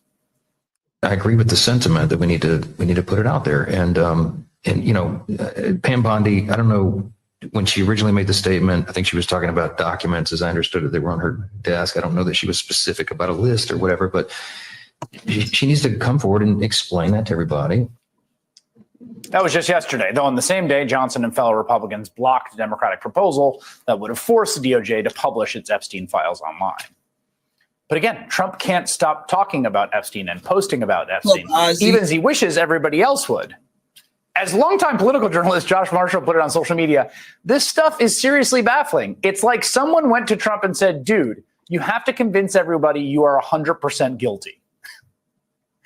Again, Trump has always been able to move on from a bad news cycle before, often by creating some new bad news cycle, right? But now he really is losing control of his supporters. The only person on the right who seems really happy about it is Trump's former mega donor and co-president, world's richest man, Elon Musk. All summer, Musk has openly warred with Trump, including teasing the creation of a new third party, saying in a now deleted post that Trump was in the Epstein files. Today, Musk spent much of his time on social media stirring the Epstein pot, posting that so many powerful people want that list suppressed, and we were all told the list was going to be released, and that Trump should just release the files and point out which part is the hoax. When the political betting site Polymarket posted its users believe there was a 100% chance Donald Trump was named in the Epstein files, Musk replied with a post of his own, quote, that is a high level of confidence. All right. So hold on. Next, we got. Oops, wrong one. All right, here we go, guys. Pushed by Joe. There we go. All right. Here you go. Is credible. She can release. I think it's good. But it's just a subject. He's dead. He's gone. And all it is certain Republicans got duped by the Democrats. President Trump yesterday continuing to dismiss the outrage from his base over the handling of the Jeffrey Epstein files, even going as far as saying he doesn't want their support anymore. We'll look at whether he's actually at risk of losing some of his MAGA coalition. Also ahead, we'll go through conflicting messages from President Trump about the future of Fed Chair Jerome Powell, as well as the warnings from top banking CEOs. And we'll dig into new reporting on last month's Air India crash, revealing new details about actions taken by the pilot. Good morning and welcome to Morning Joe. It is Thursday, July 17th, and we'll get to our top story here with Joe, Willie, and me. President Trump is now directly disavowing his own supporters who are calling for the release of the Jeffrey Epstein files. In a lengthy social media post yesterday, the president blasted anyone who continued to talk about Epstein, whether they're Trump supporters or not, calling them weaklings who, quote, brought into this BS. He also claimed Democrats have concocted the, quote, Epstein hoax. Trump then spoke about it with reporters in the Oval Office and during an appearance on a right-wing network. It's a hoax. It's started by Democrats. It's been run by the Democrats for 4 years. I lost a lot of faith in certain people. Yeah, I lost because they got duped by the Democrats. The Democrats are good for nothing. I'd rather talk about the success we have with the economy, the best we've ever had, and all of the things we've done, including the Middle East. I mean, you see it. Instead, they want to talk about the Epstein hoax. And the sad part is it's people that are really doing the Democrats' work. They're stupid people. And all my supporters want to talk about is the Jeffrey Epstein hoax. It's unbelievable. It's a disgrace. And I remember every one of these guys. Yeah. They're my supporters, and they love it. And they love it. And it's all induced by the Democrats. The Democrats are the ones that are getting them to say this stuff. Where do you think, what are the things that are most important that you would like to see the FBI get to the bottom of? I think they could look at all of it. It's all the same scam. They could look at this Jeffrey Epstein hoax also, because that's the same stuff. That's all put out by Democrats. Later at a bill signing ceremony at the White House, the president was asked whether he thinks a special counsel should be appointed to deal with the Epstein files. Sir, will you get appointing a special counsel to investigate the investigation? I have nothing to do with it. And we'll note NBC's Tom Winter and MSNBC's Ken Delanian have clear reporting that there is no actual client list. What this memo is effectively saying is what reporters who've worked on this case for years have told you. There's no evidence here of a list. There are lots of files. There is no client list. And by the way, we've been reporting that for years. People who've covered this investigation, Tom Winter in New York, has been told that by investigators. All right. So, Willie, it's not being pushed by the left-wing, radical, Marxist, whatever media. It's not being pushed by Democrats. I saw Bill O'Reilly having a debate talking about this all began when Merrick Garland arrested Epstein, and he kept being correct. No. This happened in 2019. The arrest, Jeffrey Epstein's death, all of that happened in 2019 when Donald Trump was president of the United States the first time. It wasn't Democrats going through the 2024 campaign, 23, 24, saying we're going to get this information out. It was people like Charlie Kirk. It was people in the president's own administration. It was Republicans that kept pounding this nonstop. I mean, the president yesterday saying it was the Democrats. No, it has. No, the Democrats have been attacked by Republicans, and the media has been attacked by Republicans for years for not pushing this more. And so it's crazy. I don't know who in the world would be stupid enough to believe that this was some Democratic hoax that Democrats had been pushing when it's been pushed by the MAGA base for years. This has been almost a foundational belief of MAGA that there's this global child pedophilia ring, and Jeffrey Epstein was at the center of it. It was Republicans, MAGA people, right-wingers. And they were attacking Biden. They were attacking Garland. They were attacking the mainstream media for not buying into it more. So everything he said about this being a Democratic hoax, it's just not true. That's exactly right. And it is foundational, as David French explained really well with us yesterday. He took time and explained how this idea was born, how it became an obsession, and how it is foundational in the way that many MAGA supporters, many in the far right wing of our politics, believe that the leadership, that the elites in this country are a part of some cabal, as you said, of pedophilia. It goes back to Pizzagate and QAnon, and we can get into all of that. This is an obsession. This is foundational in the MAGA culture. And that what's been really interesting is many of Donald Trump's supporters are not buying what he's been saying over the last couple of years. When he says it's the Democrats, it's the Democrats, it's the Democrats, he's using the term hoax. Well, what part of this is a hoax? Do you not believe that Jeffrey Epstein did the things he was convicted of doing, the further things that he's accused of doing before he died as he was awaiting trial? What is the hoax part of this? It is not Democrats. And the supporters that have been by Donald Trump's side and have rarely, if ever, spoken out against him continue to do so yesterday. They're upset about the way he and his administration are handling this case. Mr. President, the emphasis on Epstein is truly the best intentions of your most loyal followers. And it's not that people are saying, you know, they want to learn about Epstein because they have any suspicion of President Trump. No, have an understanding of your supporters and your followers here and know that they're not trying to take you out. They're not trying to fall for a hoax. A leader who can convincingly bring transparency to this case will win loyalty and support from people who have been jaded about politics. And Trump can be that leader. Bringing this into the public arena was President Trump. That's a matter of historic record. It's not up for debate. It's the administration and their handling of this, which is why everyone's talking about it. It didn't have to be handled this way.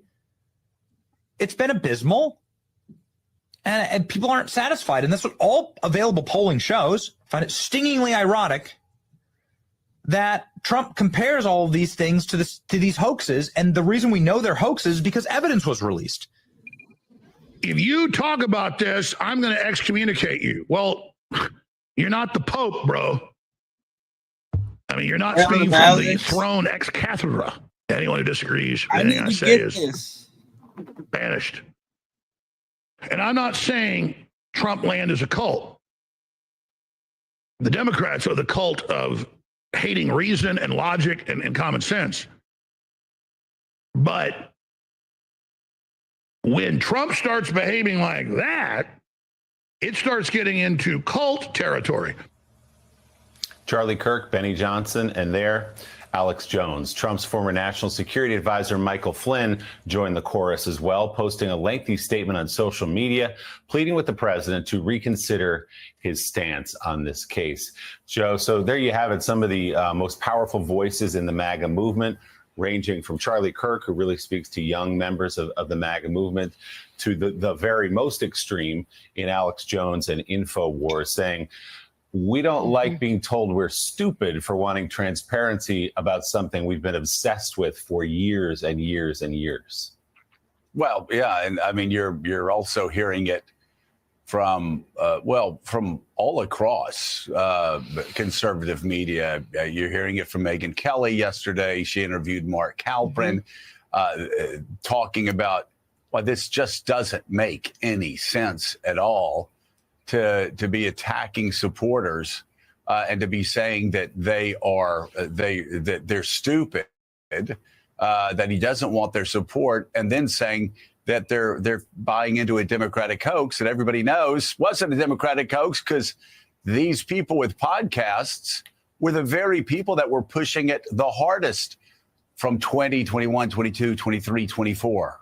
And you just can't say halfway through 25, oh, nothing to see here, move along, move along. And if you don't move along after you said this for 5 years and believed this for 5 years, and this was a foundational belief of the MAGA movement, you can't tell those same people that they're stupid, that they're excommunicated, and that somehow Joe Biden and Merrick Garland did this. I will also say, too, you start throwing hoax around with the Epstein investigation, one of the worst pedophiles in American history.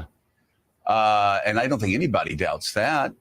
You start calling that a hoax, then people start looking at other things. So wait a second. He's called all these other things hoaxes, and we just fell for it, hook, line, and sinker.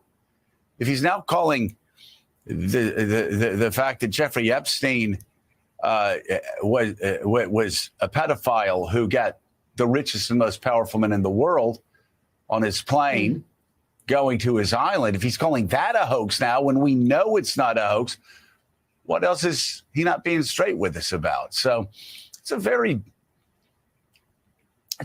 dangerous strategy, and one that I must say I'm still baffled by.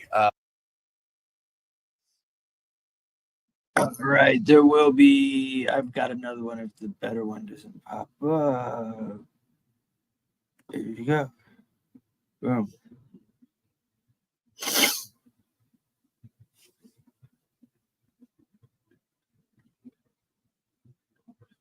What just happened?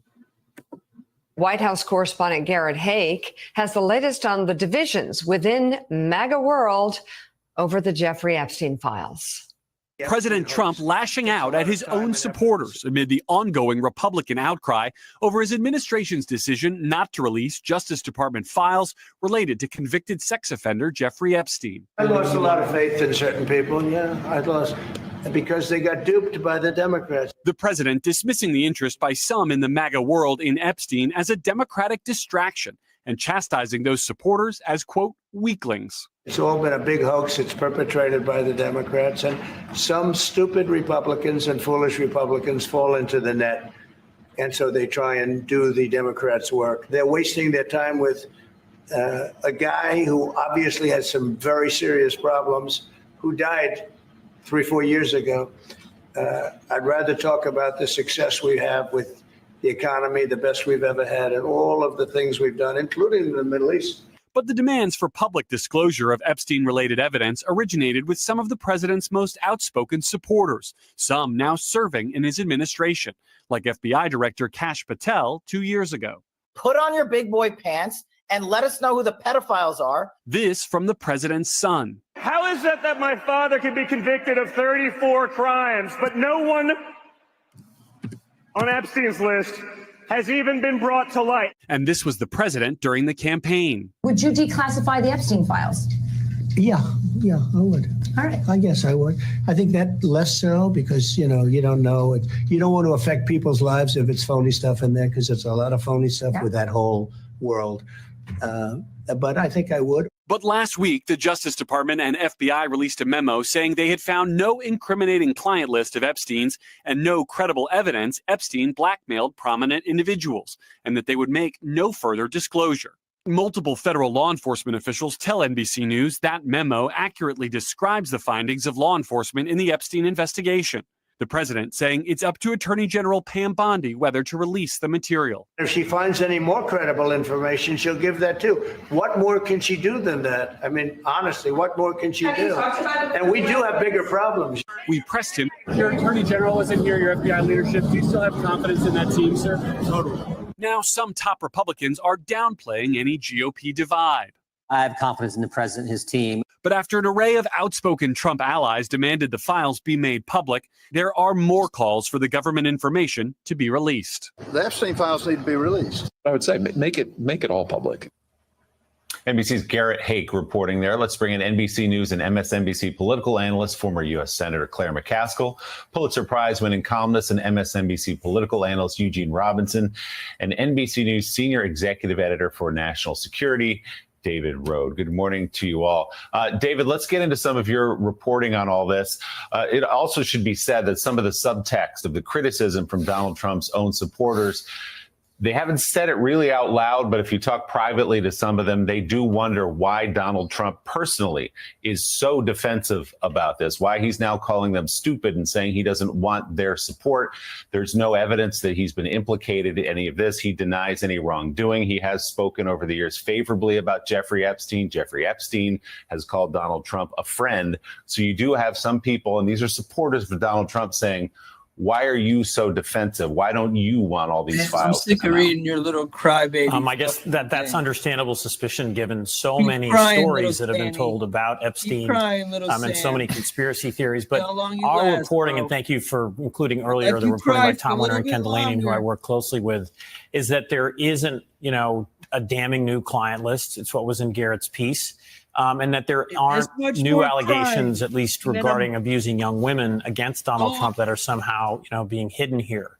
There are plenty of allegations, and we ran a story, last year during the election about an adult woman saying Epstein had brought her to Trump Tower, and President Trump had then fondled her.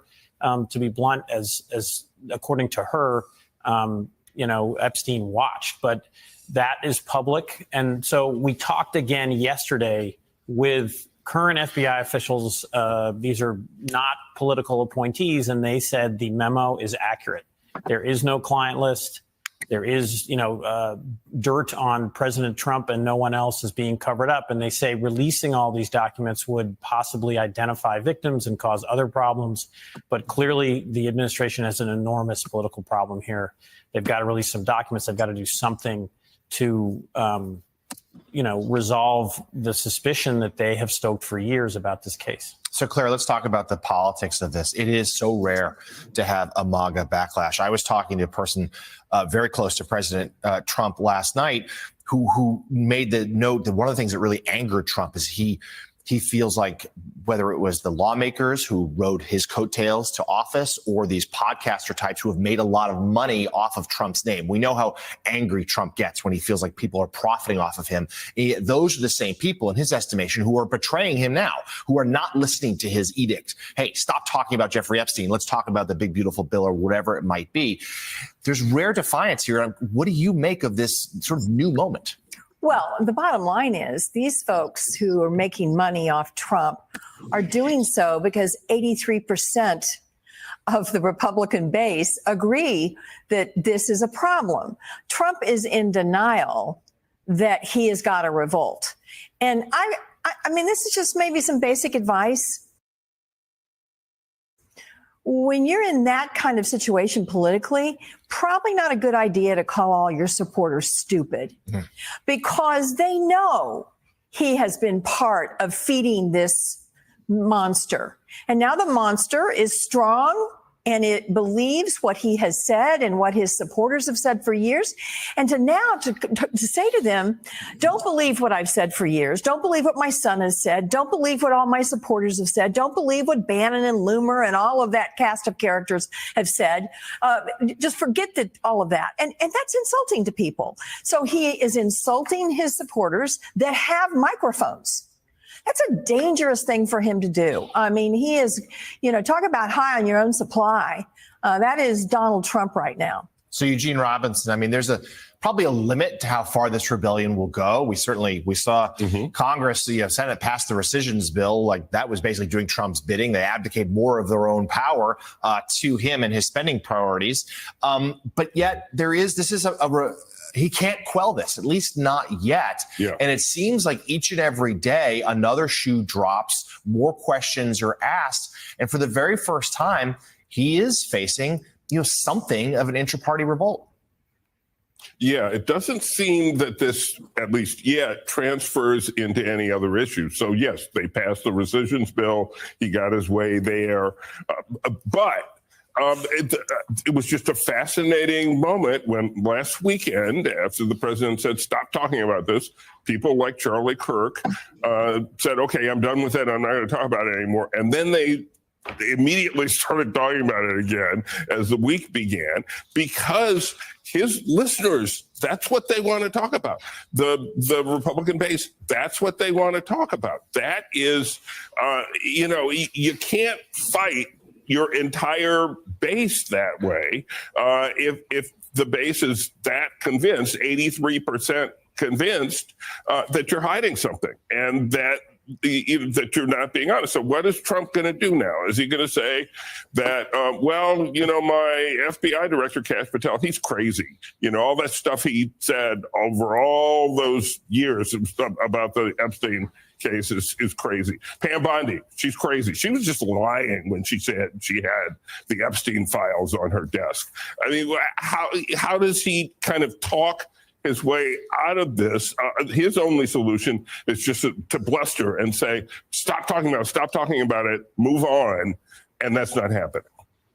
Yeah, and you know, David Rode, it is again, let's circle back to what the real quandary is for the president. He's got a base, he's got 83% who want all of this information out there. And yet you're reporting, and NBC News and MSNBC's reporting is all the same. And that is, as you just said, there is no client list that somebody can hold up. Like, you know, McCarthy saying, I've got the name of X number of communists. I got Jeff. There is no list like that. There is, based on your reporting, what you said, no incriminating evidence about Donald Trump or other powerful men being hidden away in these Epstein files. And yet 83% of his base want him to release those files. So what is the best pathway forward? He sort of demurred when was asked about special counsel, but I don't think any president ever wants a special counsel to get involved in any investigation. So what's the best legal path forward? I think he's got a very difficult legal path. I think this is Trumpism. This is you reap what you sow. And I call it sort of Trump's deep state playbook. Whenever there's any kind of crisis, and when there's a power center that threatens him or counters his narrative, he attacks it and calls it corrupt. So he's called the FBI the deep state now for decades. And he's, you know, done that last night with the firing of Maureen Comey. She's a well-respected prosecutor in Manhattan who prosecuted, was part of the indictment against Epstein initially before he committed suicide. She successfully prosecuted Ghislaine Maxwell. She also prosecuted Sean Combs. But this helps him play into a conspiracy theory that somehow Jim Comey was involved in all this. And what you said earlier was correct. The first investigation that was botched was back in 2005, 2006. That was under George W. Bush. And everything else happened during his first term. So the deep state play is to just constantly blame nameless, faceless government officials. It's ingenious. It's insidious because it makes people not trust the FBI. It makes them not trust the mainstream media. And now he, for once, has this, you know, this blowing back up in his face. I think he'll get through it. They legally could maybe release some documents and maybe that would quell it. But I don't see a special counsel helping him. That would just drag this out further. NBC's David Rode, thank you as always for your analysis and If they insights. just play the next one I already have lined up, that'd be dope. And I wouldn't have to do a whole switch. Let's see. Nah. Nope, that's not it. Okay, guys. The next one is this dude. I got plenty today. They're all new. There you go.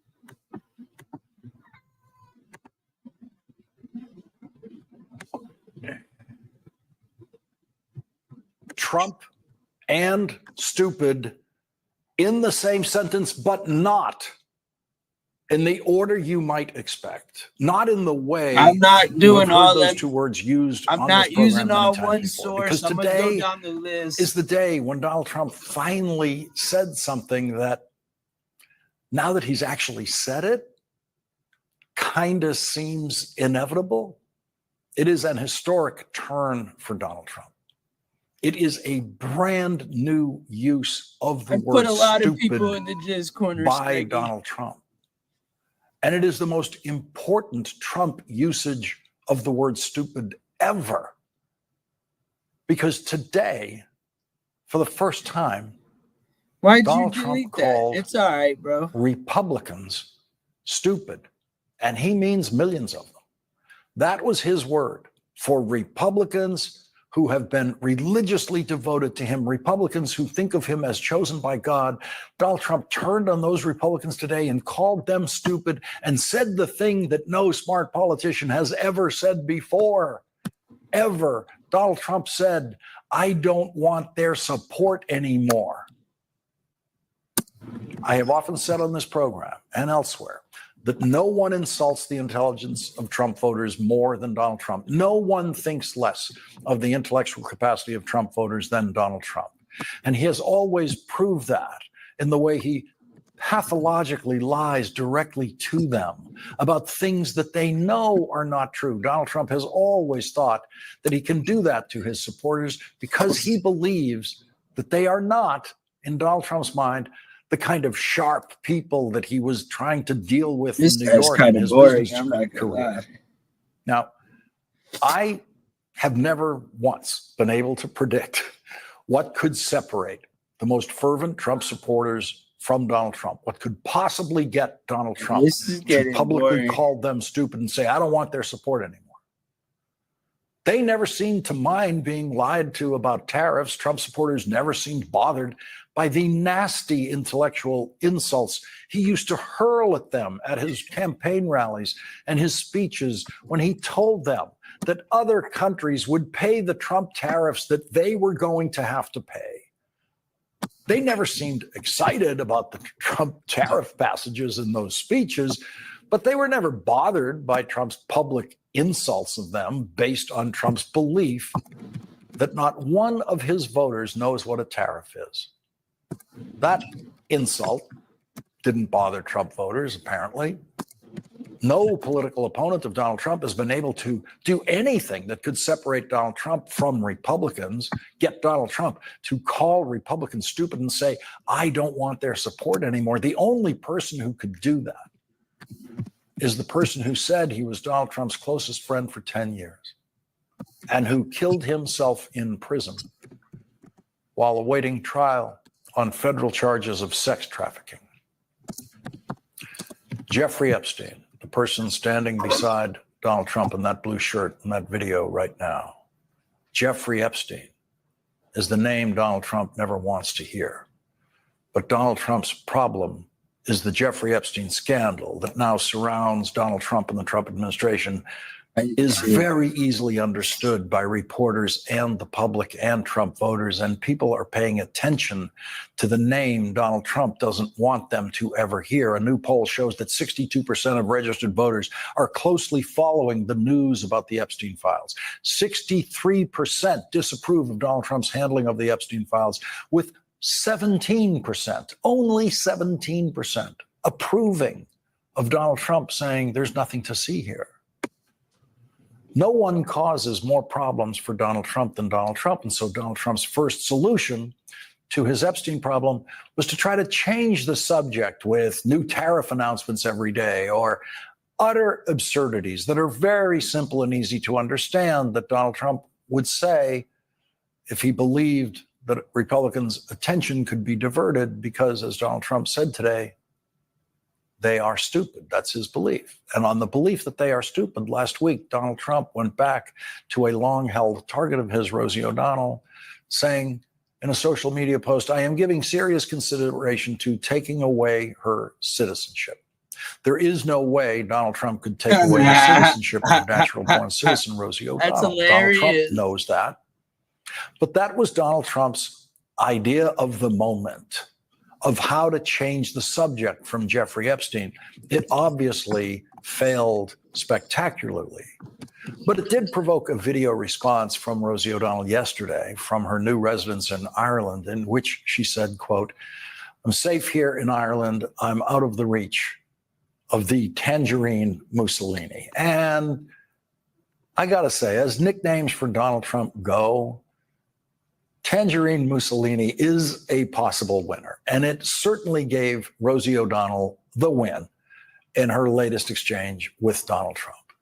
It will be interesting to see what nicknames the Republicans who Donald Trump called stupid today will come up with to compete with Tangerine Mussolini. Donald Trump failed to distract attention from Donald Trump and his attorney general's refusal to release the federal investigative files in the Jeffrey Epstein case, or any files in that case, the files that were on the desk of the attorney general just days ago, according to the attorney general's public comments. And this morning, the pressure got to Donald Trump. And so he did the worst thing he could possibly do in the middle of a scandal that he was hoping would disappear.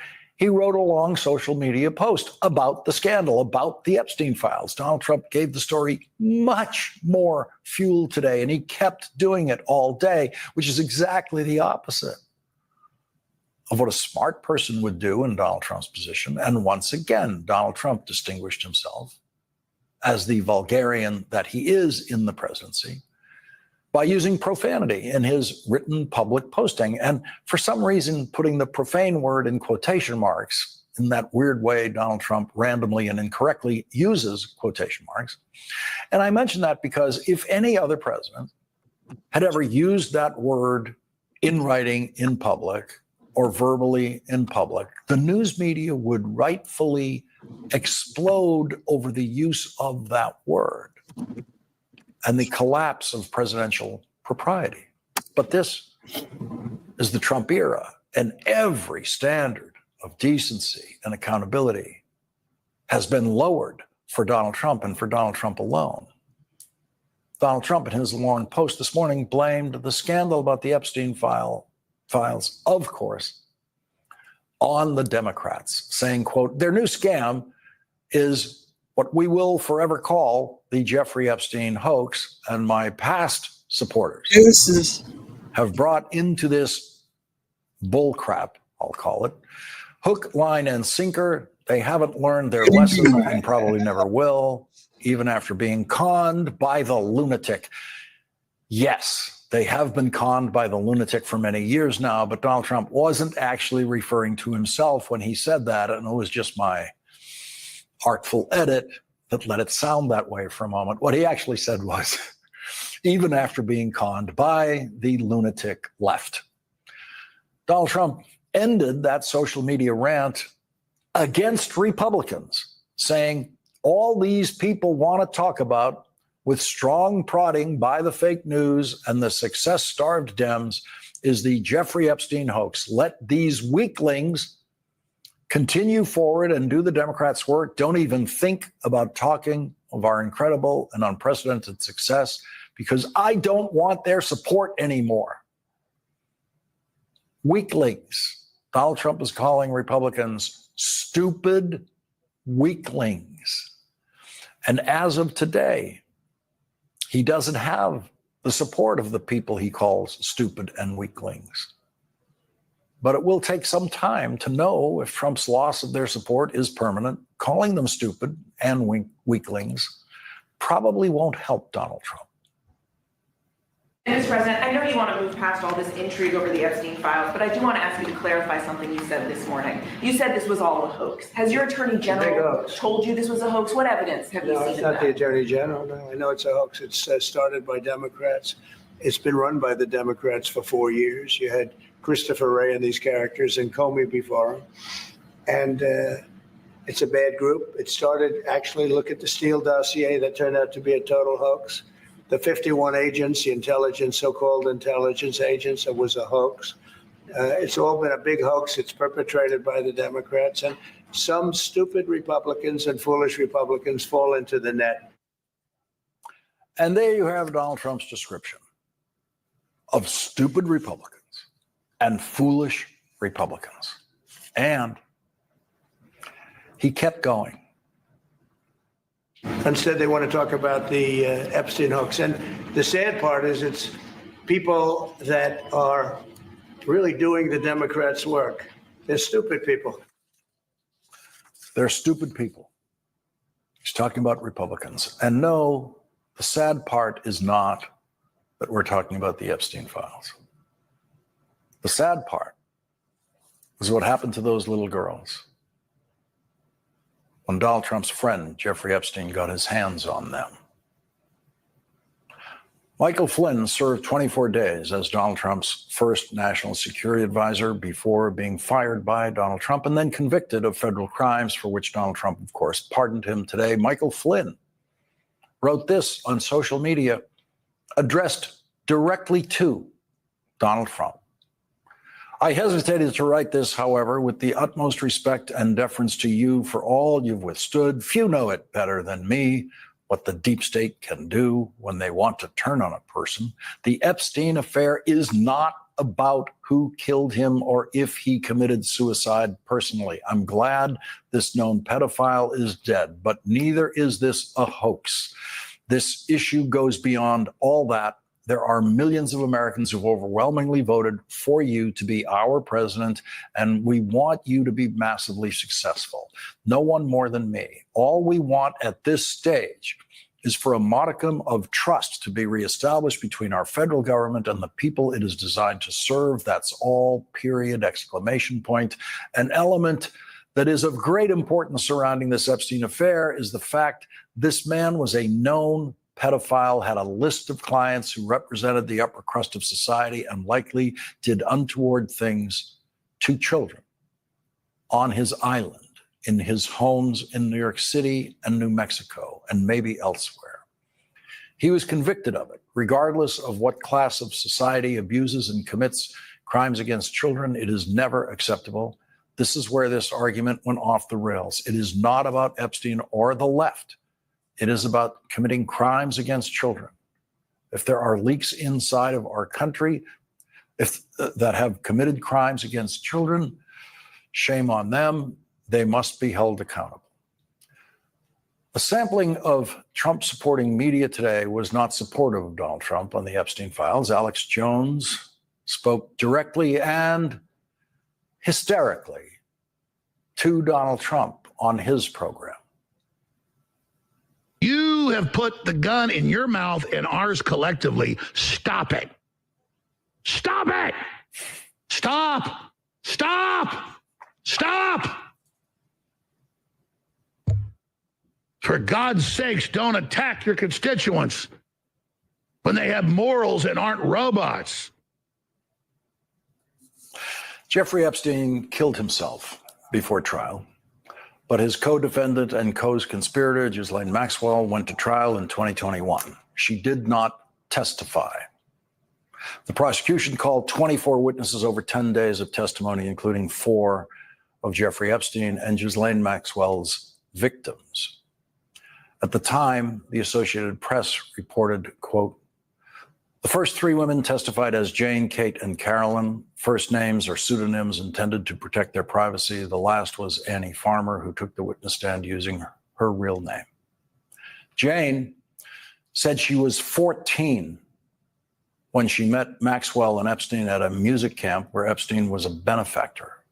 Maxwell showered her with attention in a way that left her vulnerable the moment she was first instructed to follow Epstein into his pool house in his Palm Beach, Florida estate in 1994, she said.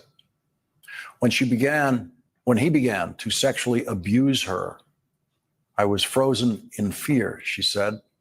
I'd never seen a penis before. Prosecutors wanted evidence that Maxwell was a direct participant. Jane gave it to them by claiming Maxwell and Epstein fondled her together. When a prosecutor asked her why, as the defense pointed out, she didn't initially reveal everything about her experiences with Epstein in initial interviews with law enforcement. She said, fighting back tears because it was too difficult emotionally, too difficult on every level. 14 years old. That's what Donald Trump and his attorney general are hiding. 14 years old.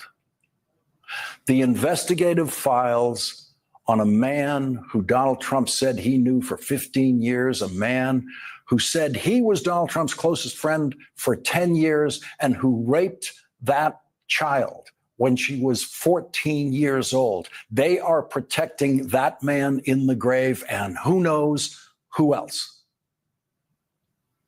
Ghislaine Maxwell's attorneys know that their only hope of ever getting her out of prison will probably be a Trump pardon on the final day of the Trump presidency. And today, they released a statement praising Donald Trump.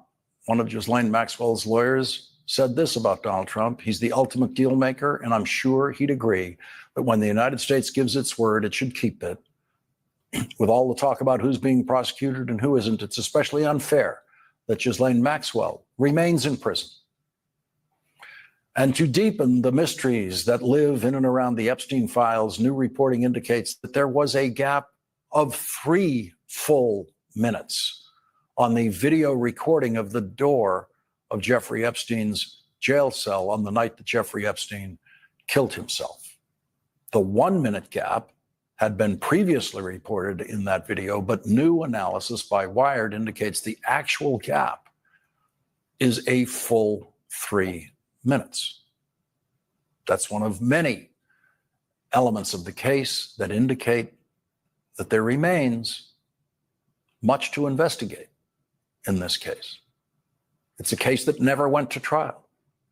And so the contents of those investigative files on Jeffrey Epstein were never fully revealed in a courtroom, as they were destined to be if he did not die in his jail cell. And Democrats on the House Judiciary Committee, which has jurisdiction over the Justice Department and the Attorney General, want to conduct that investigation of this case. Here is the top Democrat on that committee, Congressman Jamie Raskin, in yesterday's Judiciary Committee hearing.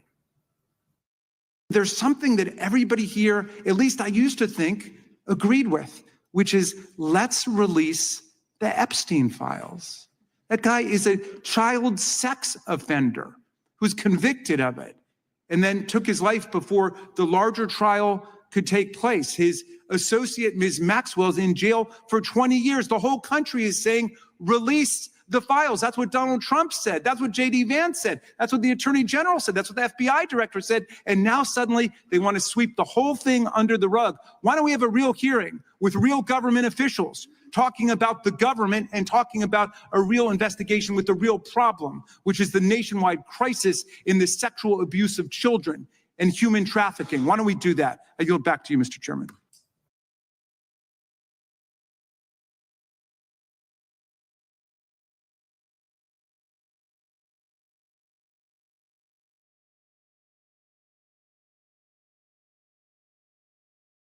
Now we're gonna get into a different one. Still, this is crazy. This whole thing is crazy. Here we go, guys.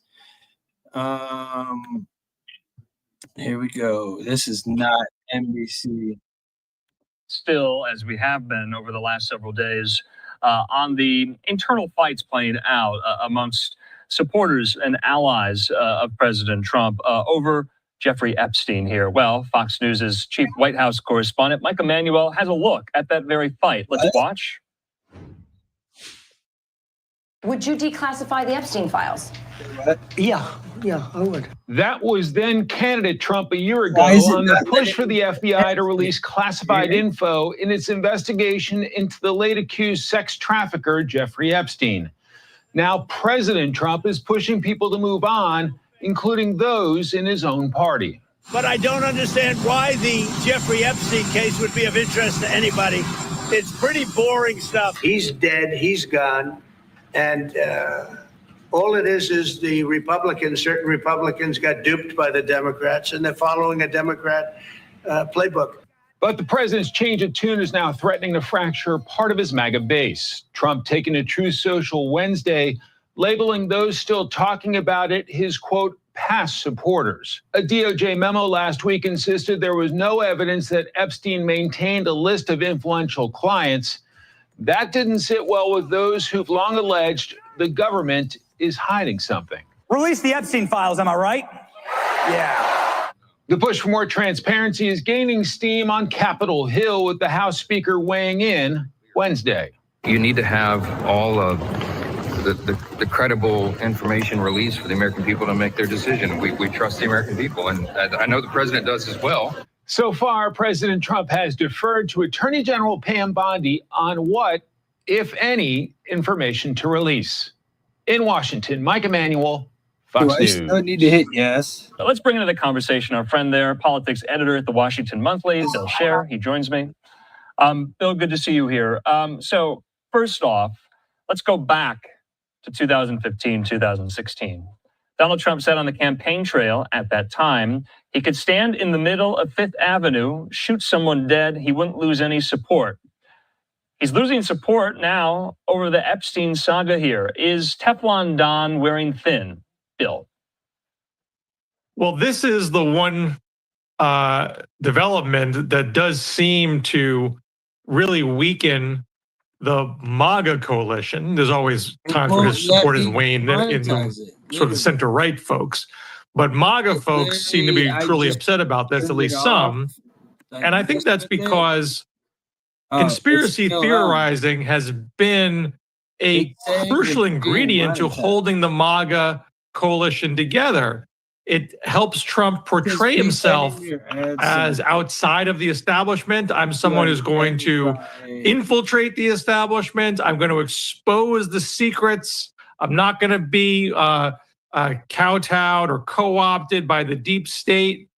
And the clip that you showed beforehand where he said, when he was asked if he would release the Epstein files, and he said, yeah, I would.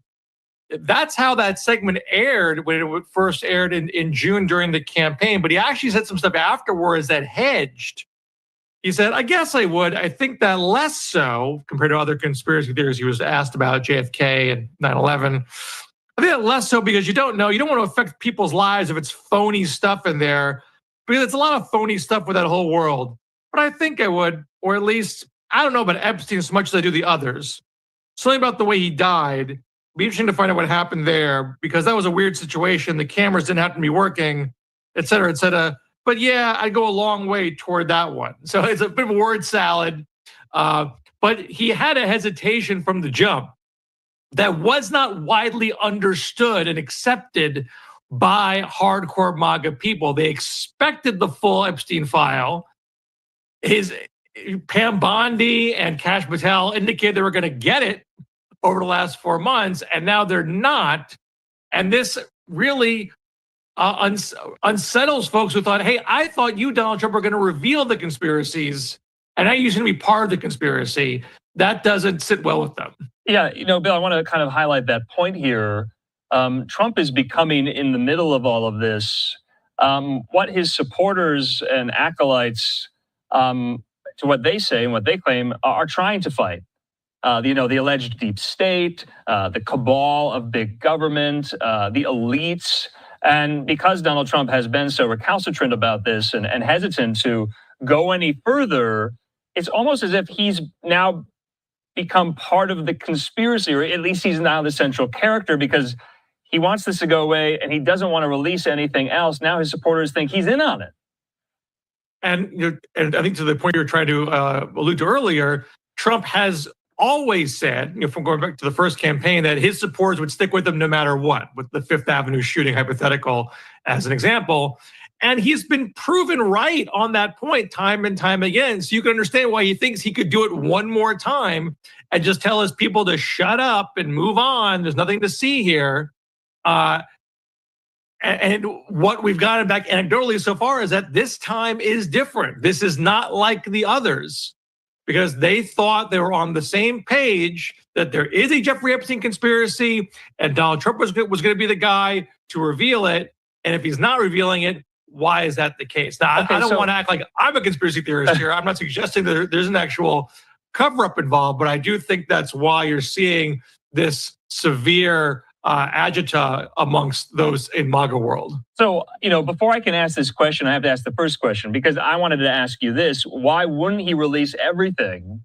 But then I have to ask this: what is there to release? Everyone is talking about more files. Some are under seal, as we know, to protect some of the victims in the case. We know Ghislaine Maxwell, who's serving a 20-year prison sentence, she's trying to get her conviction appealed.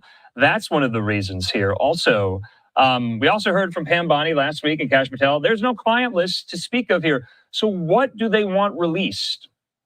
This is always the problem with conspiracy theories. How do you how do you disprove the negative? I mean, I don't know what's there. We don't have an inventory of what items have been held back. I think Alan Dershowitz, who was Epstein's lawyer, suggested in a Wall Street Journal column what he says is there. Okay, so I have that. I have that column. He's a reliable in front of me. I want to read that. That's part of the column here in the Wall Street Journal. You just alluded to it. Alan Dershowitz penned it. He said, "quote I was Jeffrey Epstein's lawyer. I know the facts, some of which I can't disclose because it is privileged or subject to court-imposed sealing orders. But what I can disclose makes several important things clear." He says this, first off, Epstein never created a client list. He said the FBI interviewed alleged victims who named several clients. These names have been redacted. They should be disclosed, but the courts have ordered them sealed. Dershowitz says, I know who they are. He says they do not include any current office holders.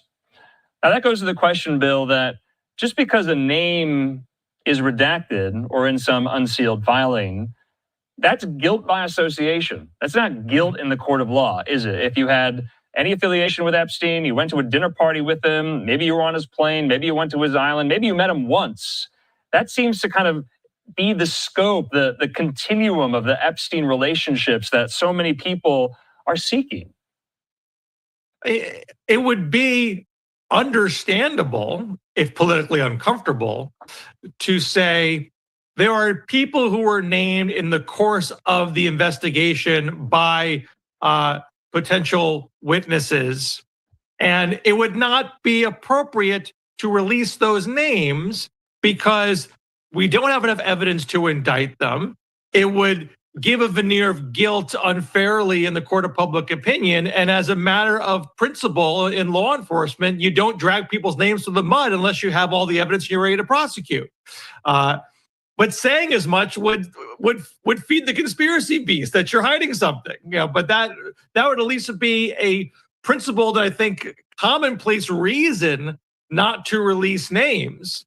But Donald Trump, is not capable of laying out the facts fully in transparency like that, because again, it would be hard to then. It wouldn't stop Bill from talking and spitting out further theories. Yeah, Dershowitz goes on to say as well, it's clear from the evidence Epstein committed suicide. Dershowitz says what isn't clear is whether he was assisted by jail personnel. He says that seems likely to me based on the evidence of allegedly broken cameras, the transfer of his cellmate, and the absence of guards during relevant time periods. He then goes on to say this other conspiracy theory, this kind of side conspiracy theory, he refutes it thus. He says, I have absolutely no doubt that Epstein never worked for any intelligence agency. He also goes on to say conspiracy stories attract readers, viewers, and listeners. They're also fodder for political attacks. He says the Epstein case has generated more than its share of such theories, and there's nothing more annoying to gossip mongers than when stubborn facts or the absence of facts get in the way of a juicy theory here. How does this end, Bill? I mean, I'm not sure it does end. I mean, we've seen other conspiracy theories linger and linger and linger, often because someone like Donald Trump is giving it oxygen over and over again. Yeah. And so long as there are people in MAGA world, there's nothing that's more enticing than intra-party conflict. If people within a party are criticizing each other, people are going to write about it, people are going to talk about it. So as long as there are MAGA people not letting it go, then it's just going to hang around. Okay. And it does create I'm not saying this is a Democratic problem per se, but do Democrats try to feed the conspiracy beast themselves? I think Trump's covering something up here and trying to push that. Or is it an opportunity to say, you know what, people, maybe it's conspiracy theories that are the problem here. Yeah. And Donald Trump, built a political movement out of that. And that's not what governing is supposed to be about. When we have evidence, we pursue. When we don't have evidence, we move on. Stop getting taken in by Trump's conspiracy theorizing, because he clearly only does it when it serves his political interests, and he drops it when it doesn't. Yeah, I mean, Democrats, to your point, do seem to be relishing in all of this. I just thought of this lastly, though. I was trying to rack my brain earlier today of a time in the 10 years that Donald Trump has been on the political stage when he told his core base of people, his very strong constituency, some of them, I don't want your support anymore. Has there ever been a time that he's done that until today in this Truth Social post? Oh, well, I think when he attacked John McCain in the first campaign, that was an audacious move to go at a faction of the Republican Party and insult them. And but that's this is the faction. This is the faction of the party that he created. That 30% of the American electorate that are MAGA hardcore, no matter what. Has he ever said that to them? I don't think so. Not to my recollection. He was always going after the more moderate Republicans and the rhinos, quote unquote. Now he's going after his own MAGA base. And again, he might just believe that there's no way people will actually leave him because the loyalty bond is so strong. Or he's quite aware that he's not running for election again. He's not going to be on the ballot, despite all the third term talk. It's not going to happen. So it doesn't really matter. And all Donald Trump ever really focuses on is the immediate news cycle that he's in, and the political ramifications down the road are usually out of sight, out of mind for him. All right. Bill Scher, always fun talking politics with you. So good to see you. We'll talk soon. Great. Take care. Okay, in the meantime here, just want to focus briefly on Capitol Hill. Take a look at this. Like I said, Speaker of the House, Mike Johnson, was asked about the Epstein drama here. Want to play out that for you? Listen. Why do you think Barney's steroids I have been misquoted and misrepresented on all of that. Go watch the interview I did with Benny Johnson. I was very clear. I mean, we're for transparency. I'm saying the same thing the president is, that I mean, you need to have all of the credible information released for the American people to make their decision. We trust the American people, and I know the president does as well. That's an important principle to abide by here. What they have to do, though, what the president has to do is protect the innocent. I mean, there are, whistleblowers and minors' names involved in things related to Epstein, obviously, and you got to be careful not to release that. Back out live there to the U.S. Capitol. Well, one of President Trump and Speaker Johnson's foes there, even within their own party, that's Republican from Kentucky, Congressman Thomas Massie, with this filing today, saying we all deserve to know what's in the Epstein files, who's implicated, and how deep this corruption goes. Americans were promised justice and transparency. We're introducing a discharge petition to force a vote in the U.S. House of Representatives on releasing the complete files. So we'll keep an eye on that, on whether or not that gains any traction within the House.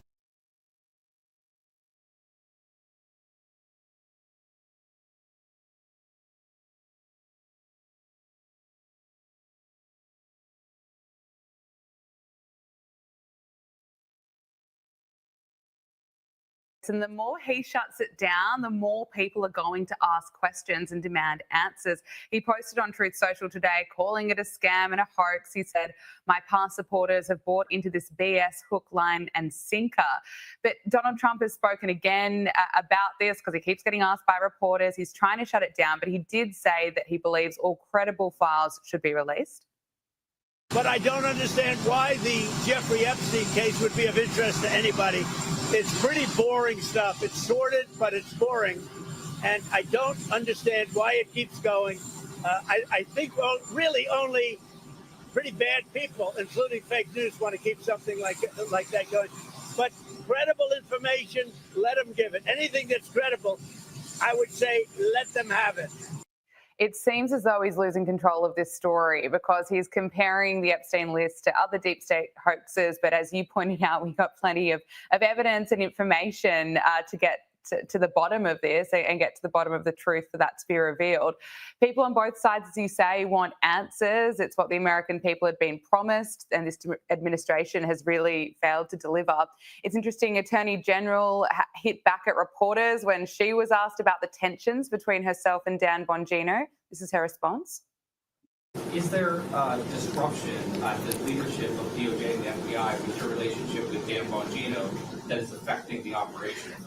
No, I'm not going to talk about personnel matters. No, I was with Director Patel all morning, and we are committed to keeping America safe, making America safe, working with our incredible partners at DEA, FBI, ATF, U.S. Marshals to do everything we can to make America safe. And that's what we're focused on. And today we're focused on protecting our kids. And I would ask all of you, when you leave, go look at that wall outside, right outside this room, of all the fentanyl deaths, all the faces of fentanyl that you have done an amazing job putting up.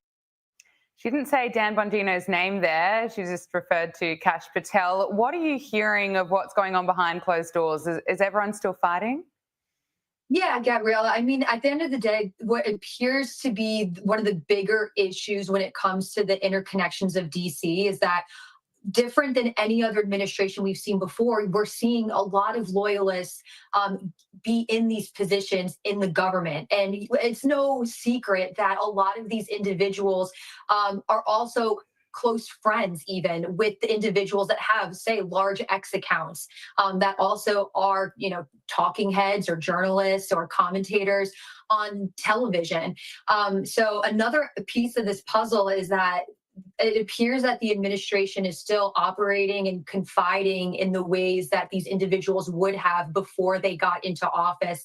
And they're quickly learning that anything that they really say could very easily be put on display online, whether for good nature or for bad nature. So I don't think, it doesn't appear to me that this Dan Bongino, Pam Bondi hard line between the two of them right now, this contention is plain made up. There's a lot of credible individuals that are very close to both, separately and together, actually, that have reported on the same thing. So I think it's just a learning lesson for them all, truly, that what you say, media, in a sense, media matters, right? What you do say to your pals, whether it's the people on TV or the people that have large accounts on social media, your words are going to be heard, whether you were intending for them to be or not.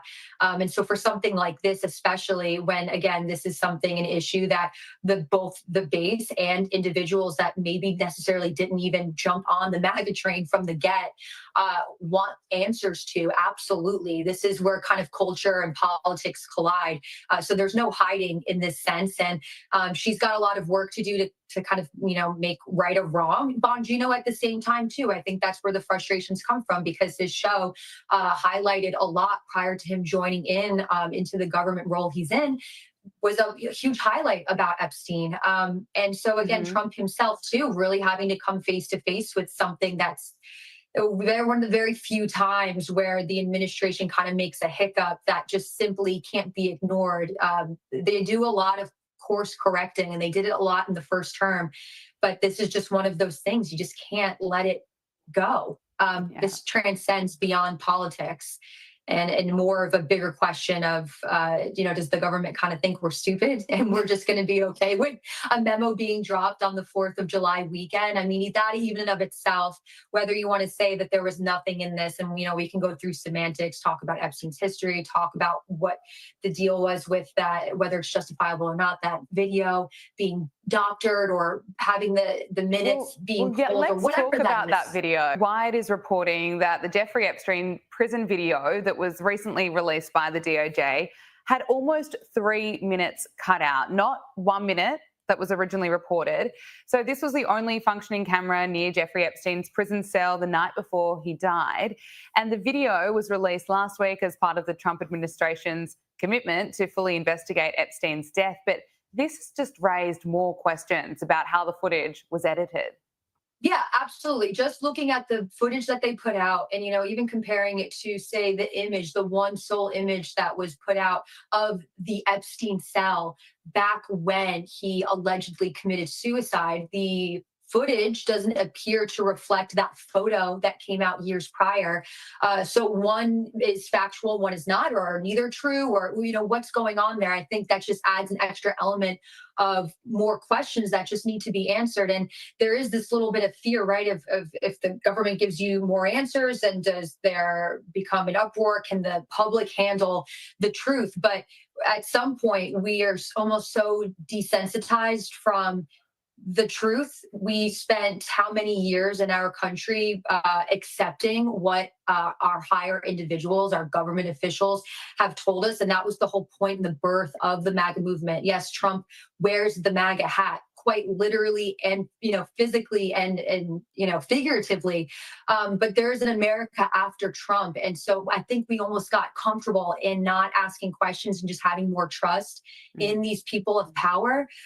So to answer that question and maybe, water it down a little bit more, is that it's a good thing. Maybe they tried to attempt to give us some footage, but it doesn't appear real. We have a liability and a right to ask that question. We didn't forfeit it just because we voted for President Trump and trust him and his administration do a good job. They also need to trust us to keep them honest. It's a two-way street here. And that's a really important element that we just can't let up on, no matter what information is then being given onto us. And again, the justification from Pam Bondi of why those minutes would be not there, it didn't seem to add up. And again, she should be able to answer that question once more, Gabriella. So, you focusing on it, I think is the right answer here. We all are. Yeah, absolutely. Look, we can be Trump supporters and still demand answers. Let's turn to what is another huge scandal, Biden's auto pen. The White House is investigating former President Joe Biden's use of the auto pen, and tens of thousands of documents are being reviewed. This story is just wild. The auto pen was used to sign pardons, including preemptive pardons for members of Joe Biden's family, also Dr. Anthony Fauci. The only one that happened to be signed by hand appears to be for Hunter Biden, which he said he would not do. And in his final weeks in office, Biden granted clemency and pardoned more than 1,500 people in what the White House described at the time as the largest single-day act. Where is this investigation going to go?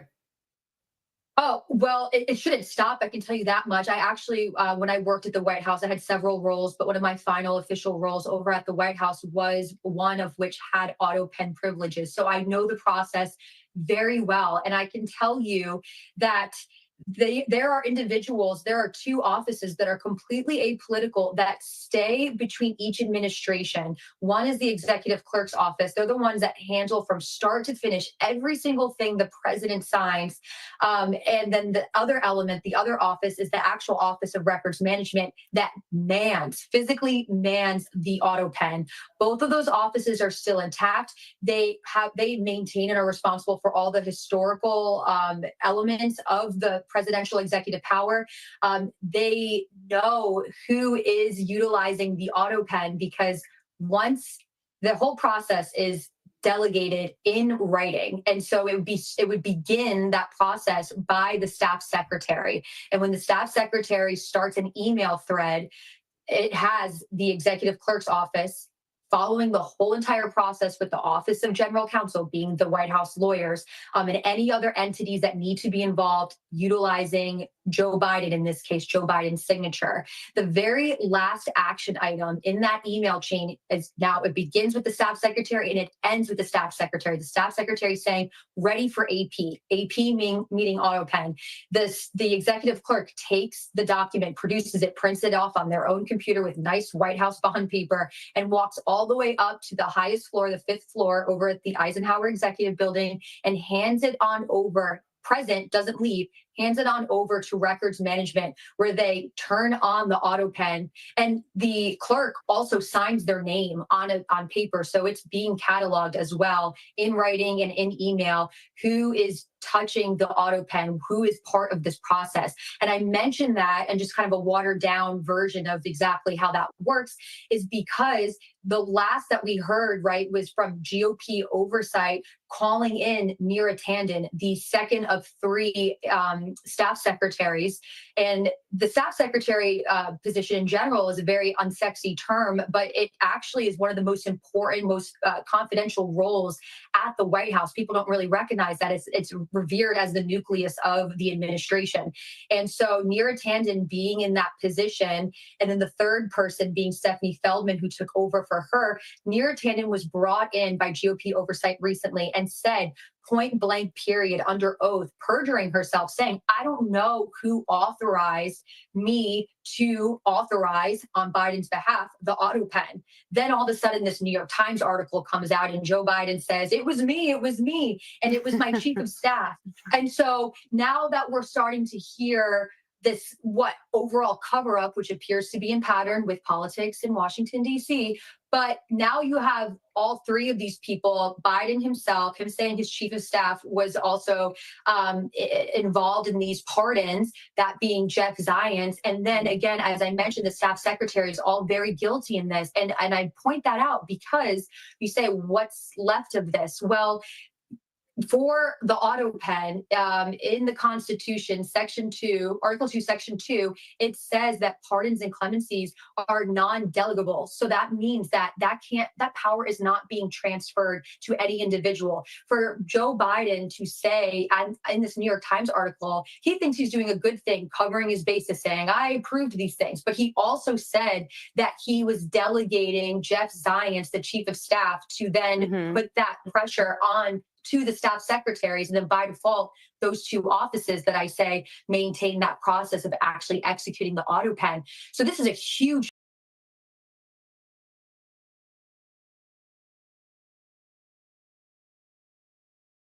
Sorry, I'm done hearing these chicks talk. Let's get into more of the Epstein stuff. They start talking about that auto pen too much. Come on now. Let's go. There you go. Ripping his own base in a way we have never seen before, slamming MAGA true believers as, quote, stupid and foolish for demanding answers about the Epstein files. It's an extraordinary turn of events. The president, known for his cult-like power over his base, suddenly engulfed by the very conspiracy theory he fueled. Today in the Oval Office, Trump trying to distance himself from Epstein, falsely blaming Democrats while insulting Republicans for getting, quote, duped. It's all been a big hoax. It's perpetrated by the Democrats, and some stupid Republicans and foolish Republicans fall into the net. And so they try and do the Democrats' work. I call it the Epstein hoax. Will you ask Attorney General Pam Bondi to release more documents to finally put this controversy to bed? You know, whatever's credible, she can release. If a document is credible, if a document's there that is credible, she can release. I think it's good. But it's just a subject. He's dead. He's gone, and. All it is certain Republicans got duped by the Democrats. In a Truth Social post, Trump calling Republicans who want more information weaklings, claiming he doesn't want their support anymore. This all follows a memo from Trump's own DOJ pouring cold water on conspiracy theories about Epstein's death and his alleged secret client list. The problem is Trump and his top deputies stoked those very same conspiracy theories. Now, new calls from Republicans in Congress for testimony and more transparency. All you wanted was to add a column while planning your next sprint. Maybe it's time to move to Monday Dev. Here are 5 Monday Dev features to plan, track. I've never had a. It's a very delicate subject, but we should put everything out there and let the people decide. I'll let the Department of Justice continue to carry out what they need to do. I do think there needs to be more transparency. But whatever they have, it needs to be transparent. It needs to come out. I think moving forward, we need a special counsel. That has got to happen. I'm big on clarity and transparency, and that's a good reason people don't trust government, either party. But you don't believe what the Justice Department is saying? I don't know. No, I don't. I don't trust them.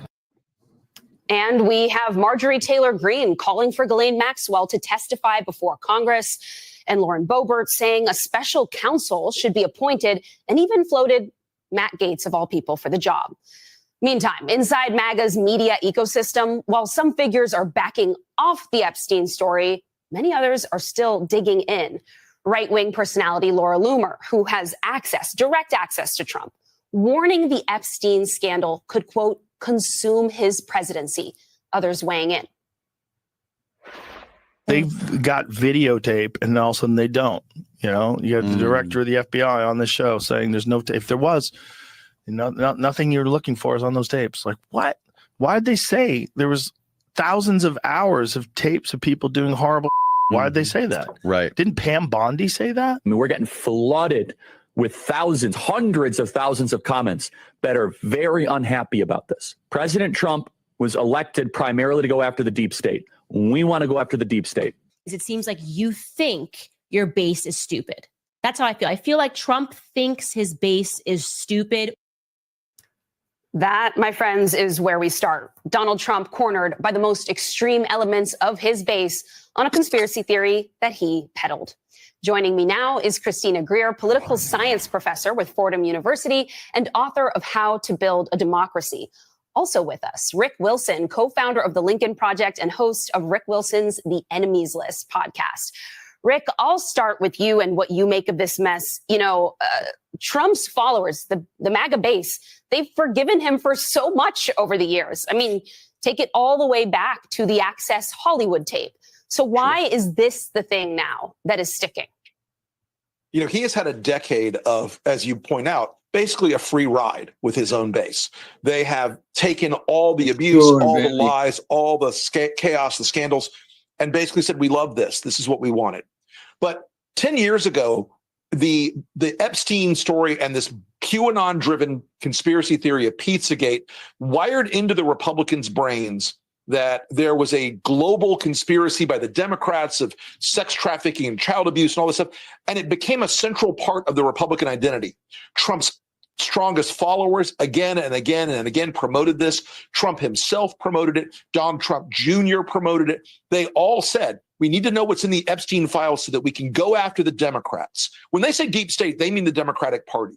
And so by doing this over and over again, it became seared in the imaginations and the minds of MAGA voters. And now Trump is telling them, never mind, you're stupid. I think, as Tim Pool, one of his strongest supporters, said today, he's nuking his own base. Christina, do you see it as that serious? I mean, we have seen people who are otherwise very consistently in lockstep with each other, like on their messaging. Megyn Kelly, Laura Ingraham, for example, end up on kind of opposite sides of this in recent days. Just this week, Megyn Kelly kind of trashing Laura Ingraham. I want you to take a listen to some sound and we'll talk on the back. You now have some MAGA influencers clearly on direction of the White House saying, okay, I'm done. You had Laura Ingraham go on her show on Fox News on last night being like, oh, well, after there was the pile-on at Charlie Kirk's Turning Point event, where there all this Republican infighting, and then kind of suggested she's moving on from Epstein. Okay, she was part of it. I like Laura, but she 100% stood up there and fanned this flame. Christina, do you think these fissures are real? Is this exposing something real among that base? Yeah, Antonia, I'm of two minds because as Rick mentioned, there's been little to nothing that can move his base away from him. And don't forget, we need to back up even before 10 years ago when Donald Trump trolled then President Barack Obama, saying that, he demanded to see his birth certificate. His birth certificate wasn't real. He wasn't an American citizen. And when Obama finally acquiesced, and it said that he absolutely is indeed an American citizen, Donald Trump said, no, well, that must be fake and there's nothing to see here. So he's been able to pivot consistently, and his base, just like schools of fish, follow him along. This one is slightly different because there are some people who are saying, well, since you brought it up, you brought up this catastrophe. You're the one who started the storm because you said that there definitely was something there. And now you're saying, let's just walk away and forget it. We've got other things. It's just the Democrats being Democrats. I don't know if this will stick because in the past, they have not been moved by sexual assault allegations. They have not been moved by criminal and civil allegations against the president. And when he's not president, they haven't been moved by any of the language, the vitriol, the hatred. The list goes on and on. So I'm torn as to why this particular instance would actually stick, leading us into the midterms or even beyond that. Rick, as we do head toward the midterms, we're already starting to see Democrats try to seize on this. They are calling for more information and transparency around it now. They're speaking more frequently about Epstein, and typically Democrats are a bit less comfortable in these sort of conspiracy and conspiracy adjacent spaces. But do you think there's an opening here for them to genuinely connect with voters on this specific issue? I do, Antonio, because look, this isn't a conspiracy that Jeffrey Epstein was a monster. It isn't a conspiracy that Jeffrey Epstein trafficked young women. It is not a conspiracy that Donald Trump and Jeffrey Epstein were close friends and associates for over a decade. It is not a conspiracy that he traveled on Jeffrey Epstein's Lolita Express airplane. It is not a conspiracy that Donald Trump, was quoted saying, "Oh, Jeff and I are friends. We party, and he likes women on the younger side." None of that's a conspiracy. All that's real. All that's in the face of people right now. And Donald Trump is trying to say, no, that isn't true. These thousands of pictures of me and Jeffrey Epstein partying over the years, that's an imaginary, creation of the deep state. What we're trying to see here, and I think Democrats are very wise to do this, if they say, let's put it out there, no matter where the chips fall. If Bill Clinton's in there, okay, so be it. But if Donald Trump's in there, he has to take accountability not only for the actions he took when he was with Jeffrey Epstein, but also now for trying to engage in a government-wide cover-up of something of massive public interest, a fire they set, a catastrophe they caused. This is the secret of all this really is that Donald Trump, Occam's razor is very sharp and very true. And if Donald Trump wasn't in these files, he wouldn't be hiding them. If they hadn't spent the last couple of months going through these and coming back out of the room going, uh-oh, Donald Trump would be fine with releasing this. If it was going to hurt the Democratic Party, Donald Trump would send this out tomorrow. So I think he built this machine of this conspiracy, and now he's caught in its gears.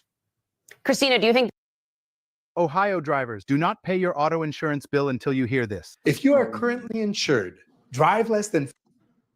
Christina, do you think these are safe waters for Democrats to wade into? I do have to say, I mean, even just in my personal life, I have friends and family members who maybe didn't, they cared about the Epstein case and saw it as horrific, but I don't think they cared about it as a sort of political story. They weren't seeing it with these dimensions that Trump's followers for so long have been so dedicated to viewing it through. But now they are. They are starting to think there is a massive cover up here, that perhaps there are members of both political parties implicated here.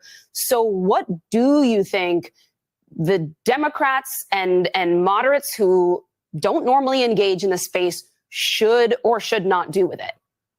Right. And we know that the Democrats have not been great on offense or defense these past few years, but I think it's I can't. Next one. I can't. No. I can't. All right, here we go. A big hoax. It's perpetrated by the Democrats, and some stupid Republicans and foolish Republicans fall into the net. And so they try and do the Democrats' work. I call it the Epstein hoax. Will you ask Attorney General Pam Bondi to release more documents to finally put this controversy to bed? Whatever's credible, she can release. If a document is credible, if a document's there that is credible, she can release. I think it's good. But it's just a subject.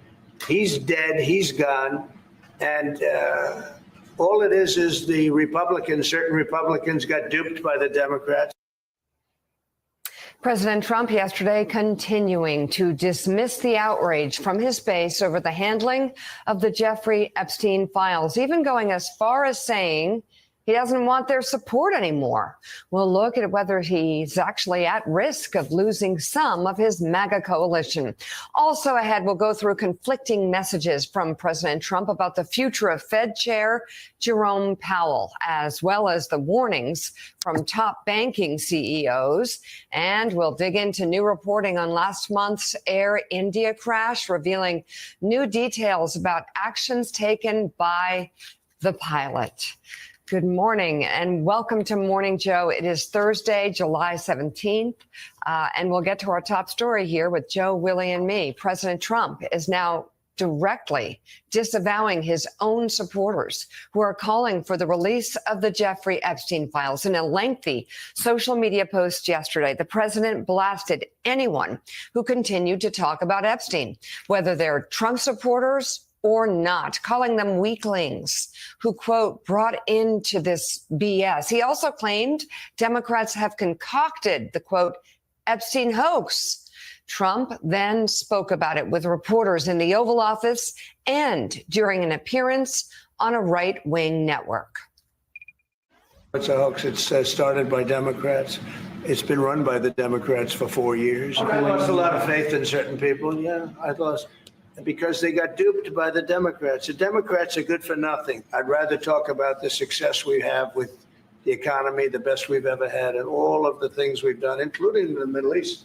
I mean, you see it. Instead, they want to talk about the Epstein hoax. And the sad part is it's people that are really doing the Democrats' work. They're stupid people. And all my supporters want to talk about is the Jeffrey Epstein hoax. It's unbelievable. It's a disgrace. And I remember every one of these guys. Yeah. They're my supporters, and they love it, and they love it. And it's all induced by the Democrats. Democrats are the ones that are getting them to say this stuff. Where do you think, what are the things that are most important that you would like to see the FBI get to the bottom of? I think they could look at all of it. It's all the same scam. They could look at this Jeffrey Epstein hoax also, because that's the same stuff. That's all put out by Democrats. Later at a bill signing ceremony at the White House, the president was asked whether he thinks a special counsel should be appointed to deal with the Epstein files. I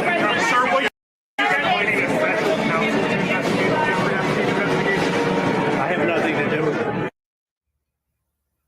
And we'll note NBC's Tom Winter and MSNBC's Ken Delanian have clear reporting that there is no actual client list. What this memo is effectively saying is what reporters who've worked on this case for years have told you: there's no evidence here of a list. There are lots of files. There is no client list. And by the way, we've been reporting that for years. People who've covered this investigation, Tom Winter in New York, has been told that by investigators. All right. So, Willie, it's not being pushed by the left-wing, radical, Marxist, whatever media. It's not being pushed by Democrats. I saw Bill O'Reilly having a debate talking about this all began when Merrick Garland arrested Epstein, and he kept being correct. No. This happened in 2019. The arrest, Jeffrey Epstein's death, all of that happened in 2019 when Donald Trump was president of the United States the first time.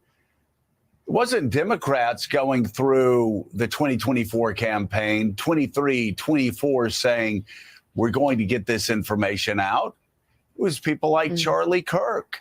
It was people in the president's own administration. It was Republicans that kept pounding this nonstop. I mean, the president yesterday saying it was the Democrats. No, it has. No, the Democrats have been attacked by Republicans, and the media has been attacked by Republicans for years for not pushing this more. And so it's crazy. I don't know who in the world would be stupid enough to believe that this was some Democratic hoax that Democrats have been pushing when it's been pushed by the MAGA base for years. This has been almost a foundational belief of MAGA that there's this global child pedophilia ring, and Jeffrey Epstein was at the center of it. It was Republicans, MAGA people, right-wingers. And they were attacking Biden. They were attacking Garland. They were attacking the mainstream media for not buying into it more. So everything he said about this being a Democratic hoax, it's just not true.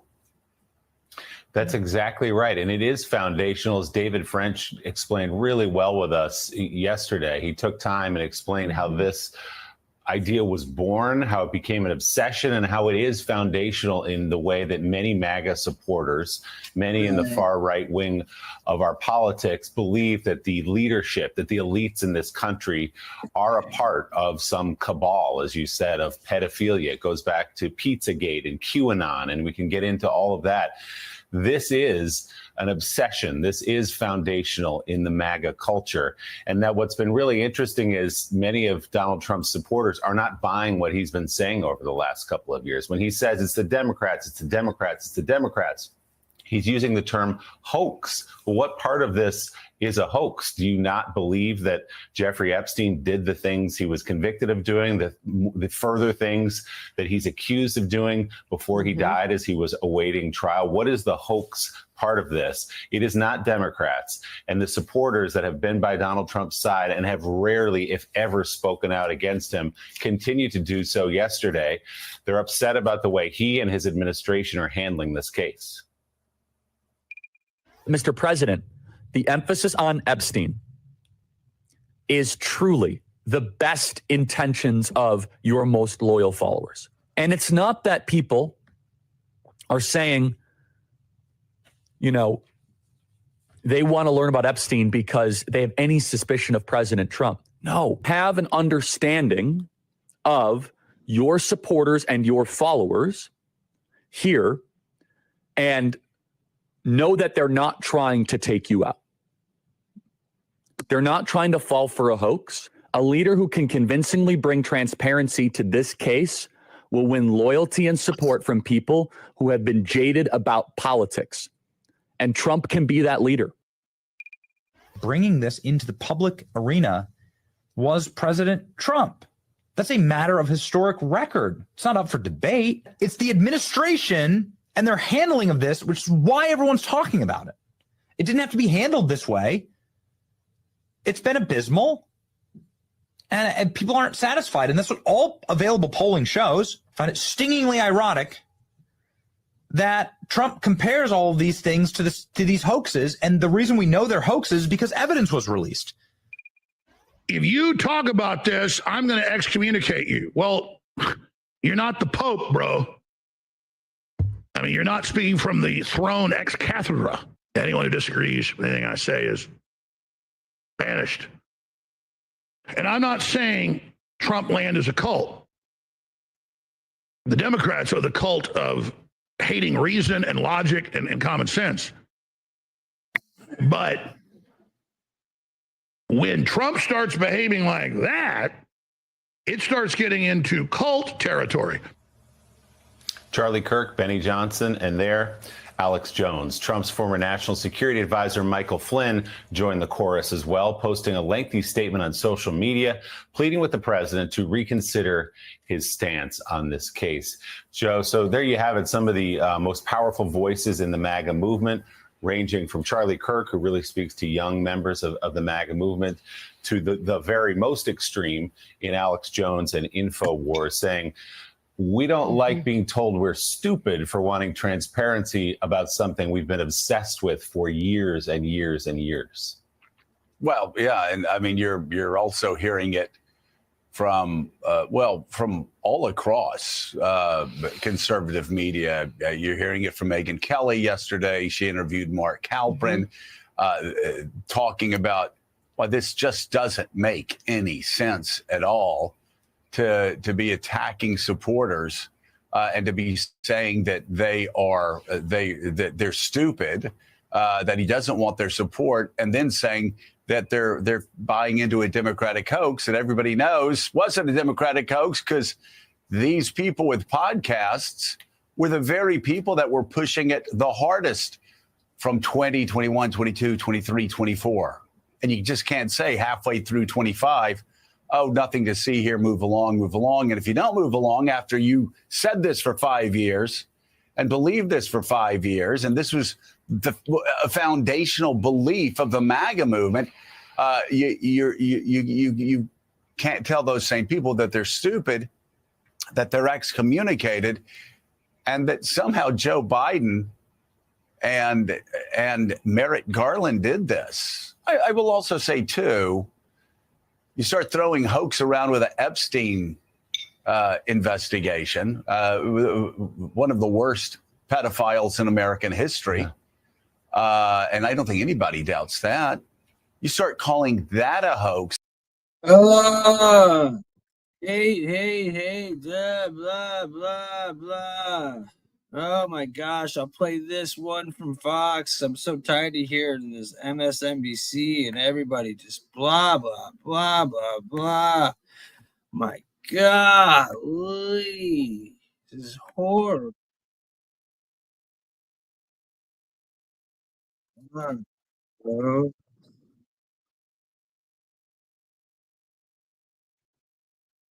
Fox News' chief White House correspondent, Mike Emanuel, has a look at that very fight. Let's watch. Oh my God. Would you declassify the Epstein files?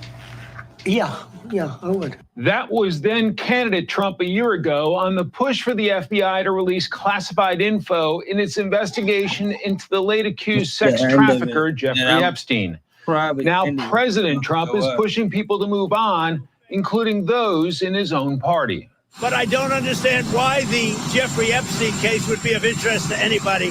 It's pretty boring stuff. He's dead. He's gone.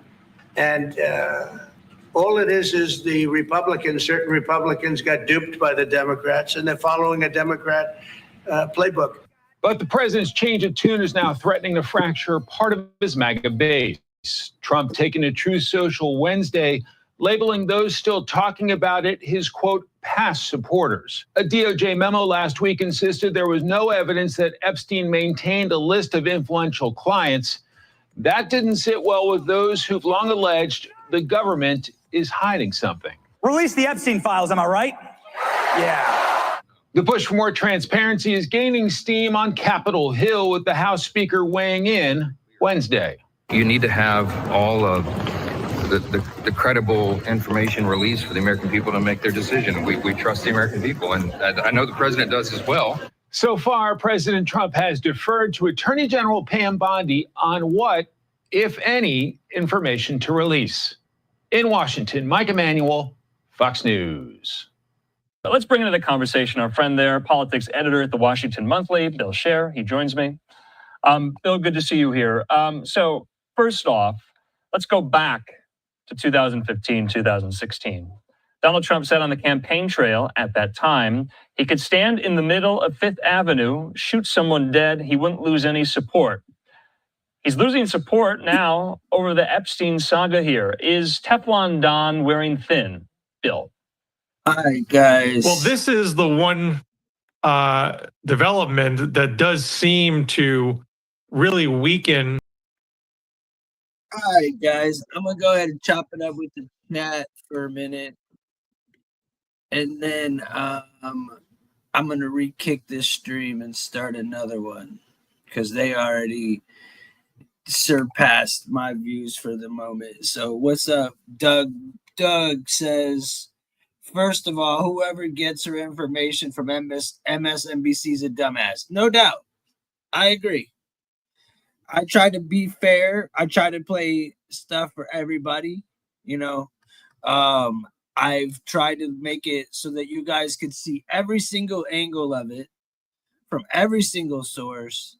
That way you could say, well, Fox isn't doing this or Fox is doing that, or you can say it's all BS. It's for you to make your decision. It's for you to grab a topic, grab what they're saying, and go research it for yourself. I don't think any of these sources are reliable as one reliable source. You got to take all of them, because there's truth in every lie. Okay? There's truth in every lie. You got to take all of them for what they are, and you got to go and take what you can and learn from it and look it up. Go research it.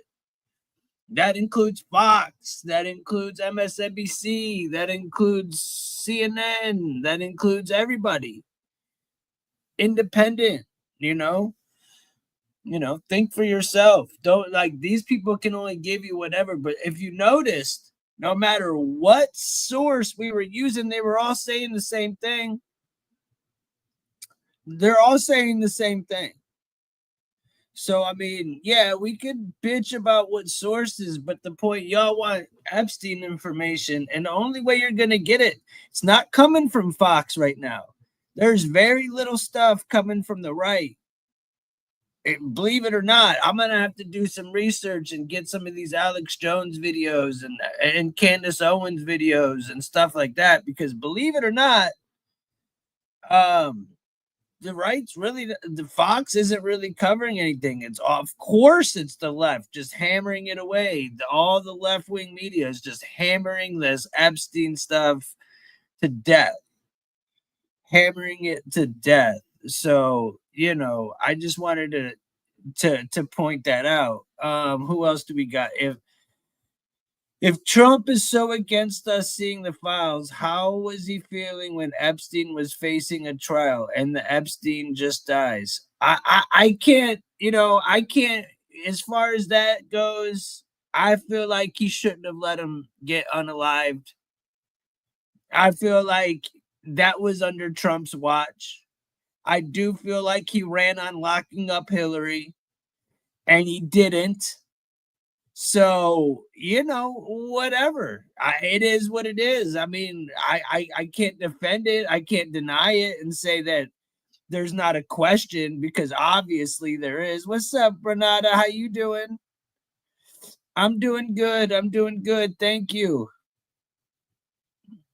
But yeah, it's definitely a diversion. Right now, there's so much other stuff going on. It's a giant diversion. This stuff's been going on. We've been doing this. These allegations and these people, the list, everything you guys call has been around for a long time. And it's nothing new. Why are they bringing it up right now at this time? That's the real question. I keep asking as I'm sitting here playing these videos that are all information that I already know. They've already gave us this information. Why? Why are we still sitting there watching it? Right? Hey, it's crazy, right? This BS news is crazy, dude. It really is. It really is. I mean, Trump is a bad guy, clearly. Hey, that's your opinion. That's your opinion. I'm finna re-kick this stream and start it off with him signing a fentanyl act, protecting our country from fentanyl coming over the borders. I don't think that's bad at all. At all. I'm gonna start with that, to be honest. He's also gotten a lot of the propaganda for children out of the schools. He's doing what he can to get these people out of our country. I mean, dude, him releasing these files is no different than any other president not releasing any file ever, as long as any of us have been alive.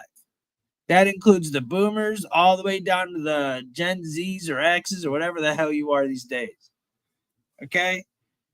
All of us have been duped by our government. Oh, we're going to release UFO files. We're going to release JFK files. We're going to release MLK files. We're going to release this. 9/11. We're going to release... Dude, they never do.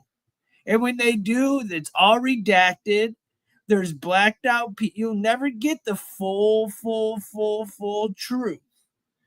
I don't know anyone missed that. I've known Trump was scum before he got into politics. I guess I have a working brain capable of critical thinking. I trust nobody. I trust nobody either, brother.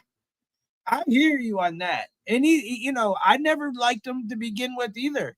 But you got to remember, 2016, we got put up against Trump or Hillary Clinton. I'm not talking about like somebody with some sort of say.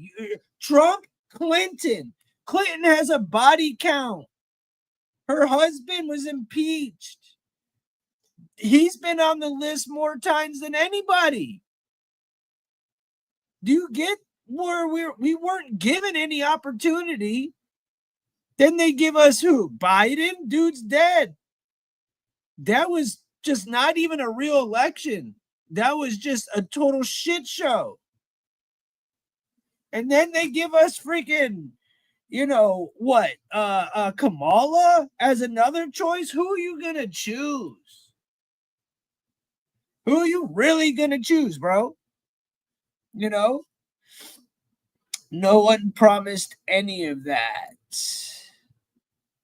What's up? Oh, you're from New Zealand. I didn't know that. And you cannot wait till your U.S. Marine comes home to me. Oh, that's dope, Renata. God bless you and your U.S. Marine. God bless you. Tell him I said thank you. And much love to New Zealand. I love New Zealand. I love that country. I don't know why, man. I have this YouTube I have a Facebook page dedicated to looking up at the sky, you know, and a lot of my people that follow me on that are from New Zealand, and they're cool as hell. I'm friends with a lot of New Zealanders. Before I ever did YouTube, I already knew New Zealand was about that. I voted for Hillary. She is her own person. Clinton benefited me and my working class. So you literally are calling Trump trash as you're defending Hillary. You're disgusting, TJ. How are you even commenting, bro? You're dumb, bro. How are you even commenting, dude? How are you even commenting? How are you commenting right now? You do know they're both two of the same damn cloth, right? There's no lesser of two evils. You're kidding me, right? You're definitely not smarter, TJ. If you voted for Hillary Clinton, you're the dumbest damn person that's on this channel so far. The real predator, you fool. You're a fool. Go to the Jizz Corner for saying such stupid shit. Thank you, Ryan. You're dumb. This mother offer right here just straight up tried to say Hillary Clinton is even trying to stand on his 2 feet with her. Are you kidding, TJ? You're a waste. You're a waste. Who else wants to stand with Hillary Clinton before I end this stream? Who else thinks Hillary Clinton was a good person, is a good person? Bill Clinton's a good person? Really? Really? A good person. Do you know the history of the Clintons? Do you? Do you know how many blacks they put away for drugs? Do you? They set them up and put them away. And diddled little kids. And trafficked them. And trafficked drugs to America. And you're standing with that? TJ, are you effing stupid? Are you stupid? You gotta be out your damn mind, bro. You gotta be out your mind. What other bleeding liberal wants to say something stupid? Let's go. Who else has something to say? Because that was one of the dumbest questions dumbest comments I've read, and y'all keep coming up with dumber shit. Please, give me another dumbass question. Give me one, please, before I end this damn stream. Who else? Any of you bleeding hearts got any balls? No? I don't think you do. Y'all say so much shit. Let's go. You got me now. Otherwise, I'm just going to say what's up to everybody and think that everybody's on the same page, you know? I mean, how could you stand on 2 feet for Hillary damn Clinton? Wow. Wow. That's new. I could easily, I could agree with you saying like, oh, well, you know, I had no choice. Da-da-da-da. But you were proud of that damn choice? Dude, you're dumb. You're dumb. She was going to help your family by raising taxes?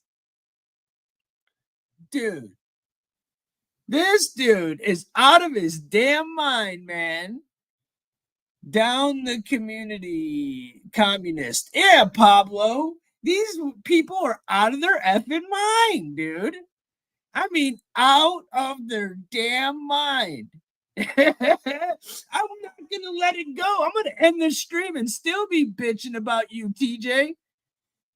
I really thought that the chat couldn't get any lower, and it got as low as it could go. Low as it could go. This dude doubled down on Hillary damn Clinton, her husband, the most prolific ped that we know of. The most prolific ped that we know of. He's been on the Epstein list more than anybody. We all know that. Hit one in the chat if you know that Bill Clinton was on the Epstein list more than anybody else? Hit one in the chat, please. Come on, TJ. Are you out your damn mind? Really? You do know that. You do know that Hillary's also on that list multiple times, right? You do know that. You do know that your buddy Bill Gates is on that list, right? You do know that John Podesta is on that list, right? You do know that Alan Dershowitz is on that list. Why would the Dems be wanting this list to come out when they're all the ones on it? All the Hollywood people crying that they hate Trump on the list. I'm not going to go down the list. You freaking know. You people know, and you're crying for a list. What's it going to do for you? Let me know. The people I want to know about are these princes and kings from other countries. You already know Prince Andrews was on it. What about the Saudi Arabia prince? Nobody's mentioning this shit. What happens when he releases it? What's going to happen? Do you think foreign relations is going to go well? Do you think it's just Trump being a cuck? Come on, people. Are you stupid? I sit here and read all your dumbass, unintelligent, low IQ questions or shit in the chat for 3 hours. And it's like, wow, I've never heard dumber shit in my life from people. I don't support Trump to the fullest. I don't trust him. He's a politician. He's lied to me plenty of times. I didn't like his stance on the lockdown. I didn't like his stance when it came to Moderna. I didn't like his stance when he called himself Grandfather Moderna. Project Warp Speed. I don't even like Space Dam, whatever the fuck he called it. Whatever the Space Force. You know what I'm saying? Come on, bro. No damn way, dude. No. I don't support that shit. I don't support that he said he was going to end the wars and he didn't. I don't support his love for Israel. It ain't about riding nobody's dick. It's about the truth. And y'all don't even want the truth. Y'all just don't like Trump. Y'all just deranged about Trump. That's it. You don't want truth. You don't give a damn at all. You haven't been sitting there talking about, we want the list for the last 10 years. No. No. Now you want the list. Now you want it. Why? Because the left-wing media that I've showed for 3 hours pushed it down your effing throats. And you never even once thought about getting off your ass and go and doing some research if you're really that concerned and get your damn information. Get your information. Exactly. He said free Diddy. What happened with Diddy? Oh, that shit just slid right under the damn rug, didn't it? That went right under the rug. I'm not even going to lie. Like, where did that go? You know? Diddy had so much stuff. Nobody's questioning Diddy right now. Nobody's going, why is he about to walk? At the same time, why the hell is Epstein being brought up out of nowhere? Out of nowhere. This shit's old. This is out of nowhere, you guys. This isn't like, okay, well, there's this new secret list going on. No, that's not it. That's just false. That's false information. You guys are searching for a glory hole that you'll never get your you-know-what in. That's what y'all are doing. It's a joke. It's a joke. Hey, Diddy a big Dem support. Yeah, exactly. Remember Vote or Die? Diddy loved the Clintons, bro. New Yorkers, I guarantee you Billy was all up in that getting oiled up from Diddy. I guarantee it. All them New Yorkers. And I'm not even going to rule Trump out. I'm not even going to rule Trump out of that one. Because, hey, man, they all intermingle, bro. When you're rich and you're run by the Jays, you all intermingle. You all got the same handlers. I'm not even going to rule Trump out in the Diddy shit either, bro. Trump's a freak. We all know that. He likes to get it. I'm not going to deny that. You know, I'm not going to deny that shit at all. But I sure as hell won't sit there and say that he is guilty of something there's no freaking proof of. I just can't do that. I'd say he's guilty of lying. He's guilty of lying. That's his guilt. Lies. By not fulfilling his promises that he promised us. I still want Hillary locked up from 2016, okay? I still want that. I'm living in that era. What happened to that? Now all of a sudden, let's get the Diddy or the Epstein list, not lock her up. Let's focus away from the pedo for the one that's dead. Or never existed, or does exist. Who fucking knows? None of you do. That's what the other part that makes me laugh my ass off. He's an agent, dude. We all know he was an agent. If he even existed, if he's even gone. How do we know when they got him off that tarmac that they took him to that Manhattan jail? How do we know? How do we know that wasn't all just a stunt? And he's sitting on an island somewhere. No pun intended. An island. Yeah, I said it. An island somewhere. I wouldn't be shocked one bit. I wouldn't be shocked. These tricky little Jays know what they're doing.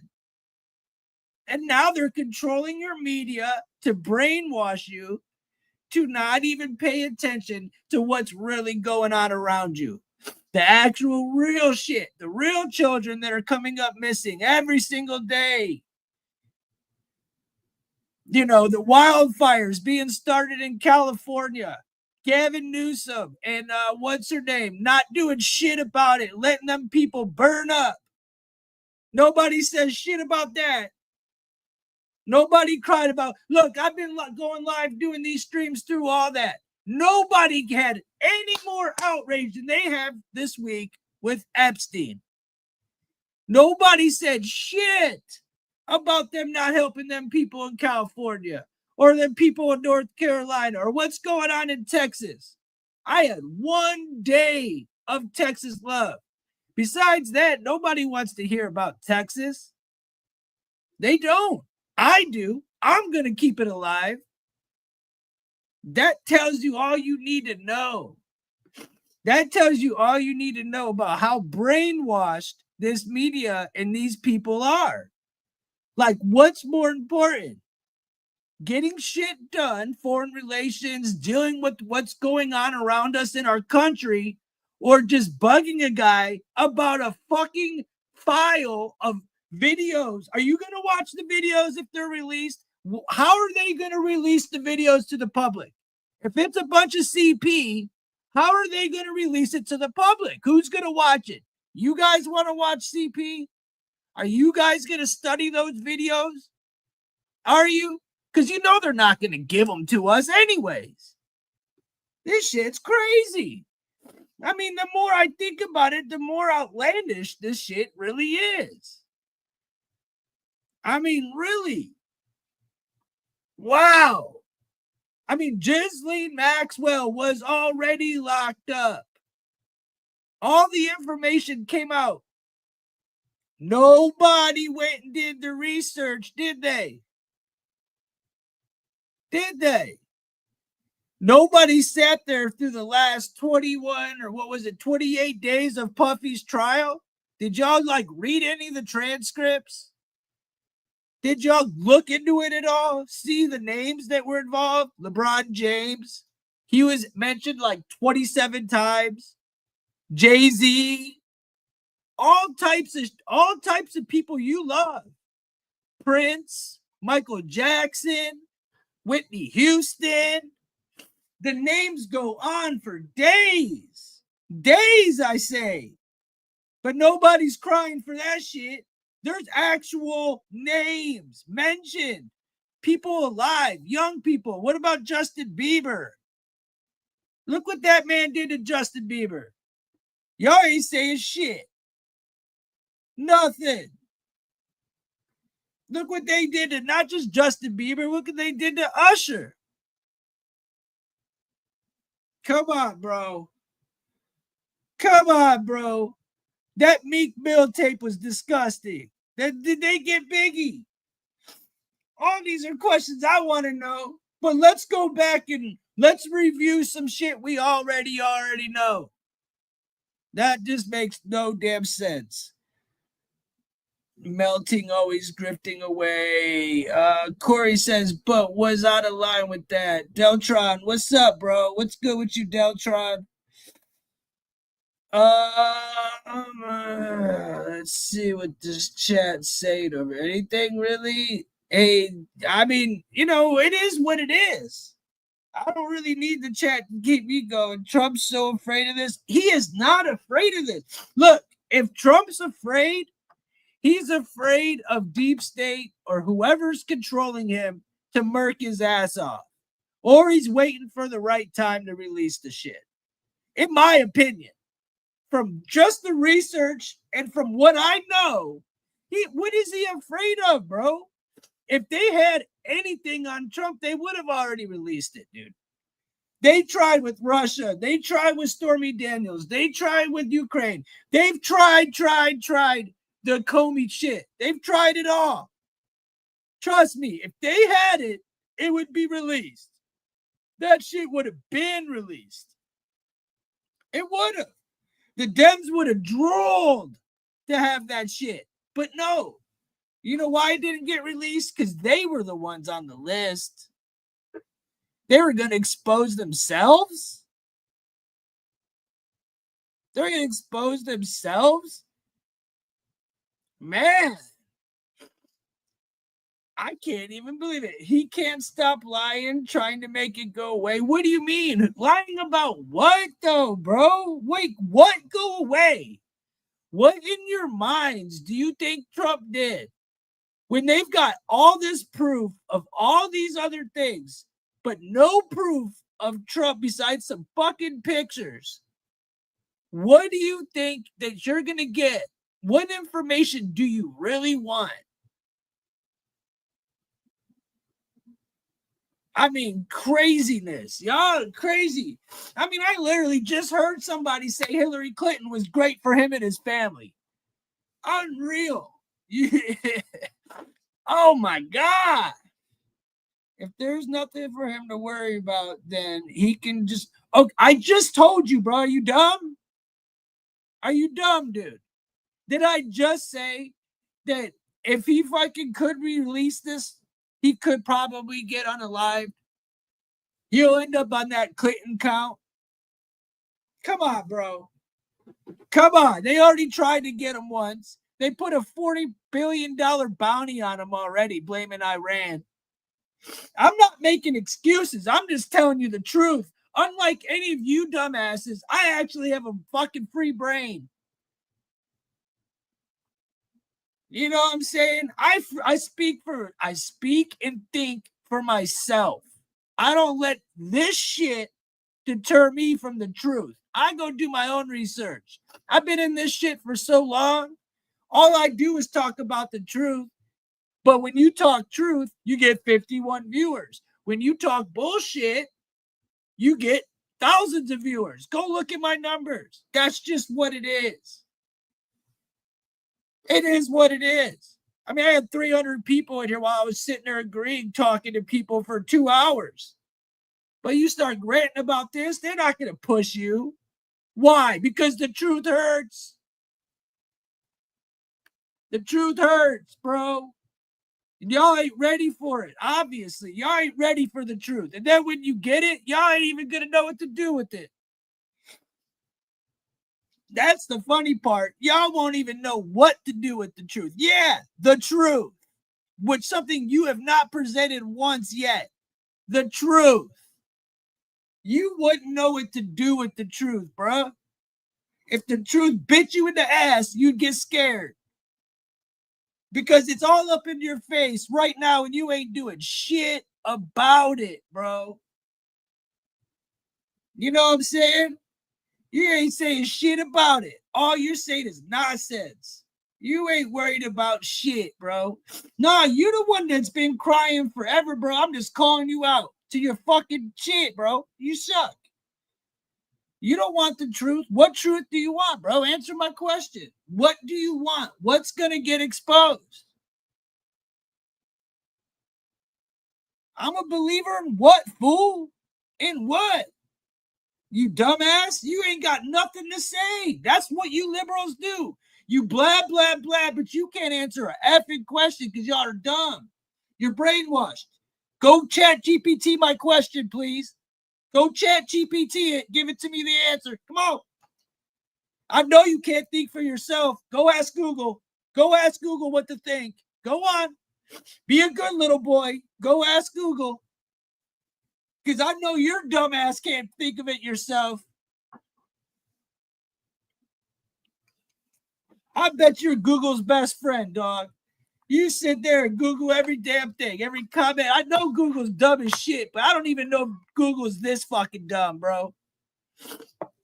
Honestly, I don't know if it can get that much dumber. Yeah, I know you're damn funny because this shit is funny. How dumb you are, nigga. Dumb. Funny. It is. It's a joke. It's a joke. I'm not mad at you, bro. I'm not even mad at you, homie. I'm not even mad at you. I can't look, bro. Stupid comes in all shapes, sizes, and forms, bro. You probably drink a lot of tap water. I understand. I'm sure. I'm definitely not upset, bro. This is called energy, dog. You're the one upset crying in the chat, my dude. Hey, chill, bro. I fuck with you. Hey, look, much love. I don't need to chill, my dog.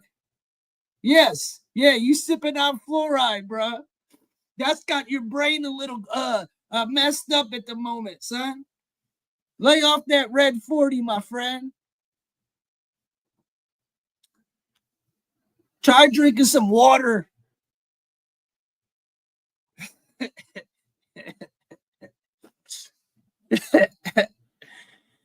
My God. Hey, love you guys, bro. I'm a passionate person. I give a shit about what I'm talking about, what I'm covering. You know, I present this stuff to you, but at the same time, man, I be screaming behind the camera. I wish I could say, but I can't interrupt what I'm showing y'all. But man, I'm over here going bullshit, truth. If y'all only knew, you know, most young adults don't have focus or mentality to read a book and follow the narrative. Hey, they just can't do it, bro. They can't do it. It's sad. And I blame the schools for that. I blame the schools. The schools have definitely failed us.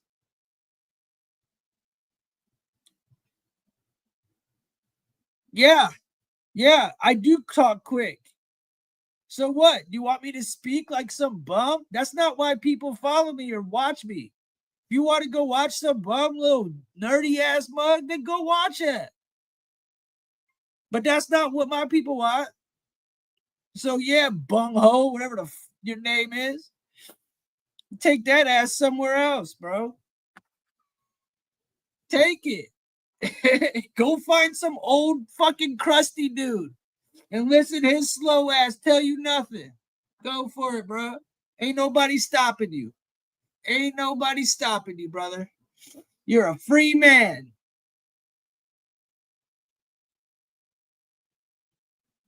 Listen back at 0.5 speed. It's refreshing to hear someone standing up for the Trumpster. Hey, man. It is what it is, bro. These people need to slow their roll. They keep going at that man like he's like the worst thing in the world. Like ain't nothing ever been worse. But then where was this energy when Biden was falling up the damn airplane stairs everywhere he went, sniffing little freaking kids, doing all this crazy shit? There's none of the same energy at all. Look at your history speaks volumes. Look at whose history? Muhammad. Whose history? Whose history? Whose history? Because when you say your history, I'm assuming you're talking to me. My history. What about my history, Muhammad? Are you talking about Trump's? Or are you talking about my country? Which one? You got to make it a little more clear, Muhammad. Which, by the way, I love the Muzzies. Much love to the Muzzies. I ain't picking on no Muzzies. The Jays are a problem. But, bro, come on, man.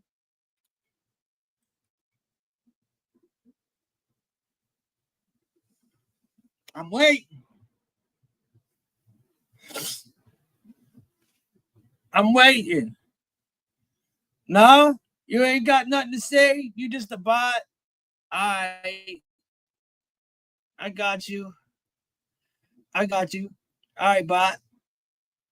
Anything else? Anybody else got some? I'm probably gonna re-kick this. It's still early. What's up, Martha? How you doing? Good afternoon. Good evening. Hit the like if you haven't. Everybody in here, hit the like.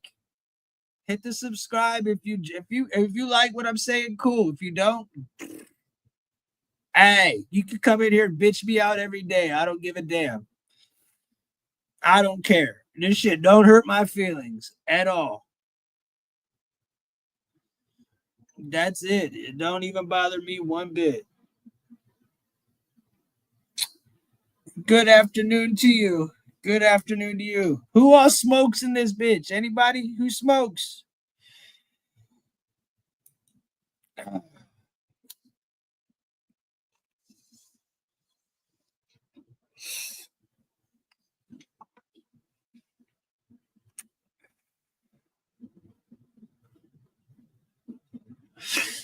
Well, chat's being, you ain't saying nothing. Y'all just want me to keep ranting. Clearly, y'all want me to keep ranting. I personally am getting, I would like to give me something to rant about. I'm still waiting for you to sit here and tell me what history, bro. Muhammad. All right, yo. What's up, Dawn? How you doing? Much love, much love. If y'all are still watching, I'm getting ready to end this right now, and I'm gonna flip it over and start a new stream. So I will see you guys here in a few. Hit the like, hit the share, hit the subscribe so y'all can catch me again. But yeah, I'm gonna flip it over and we'll have another stream going here in a minute. I gotta get this back kicking. I went too long talking. I should have stopped a minute ago, but once I get fired up, bro, I have to say at least something at the end, man, because I can't. My typing, I can only say so much behind the keyboard. That's the dope part about having a platform is you got a voice, and if you don't use it, then you're a problem. That's yours, that's your issue. So that being said, I love y'all. Hope y'all enjoyed the video. Hope y'all enjoyed the news or whatever. And come back and see me again in the next stream. Much love. Peace. God bless. I'm out.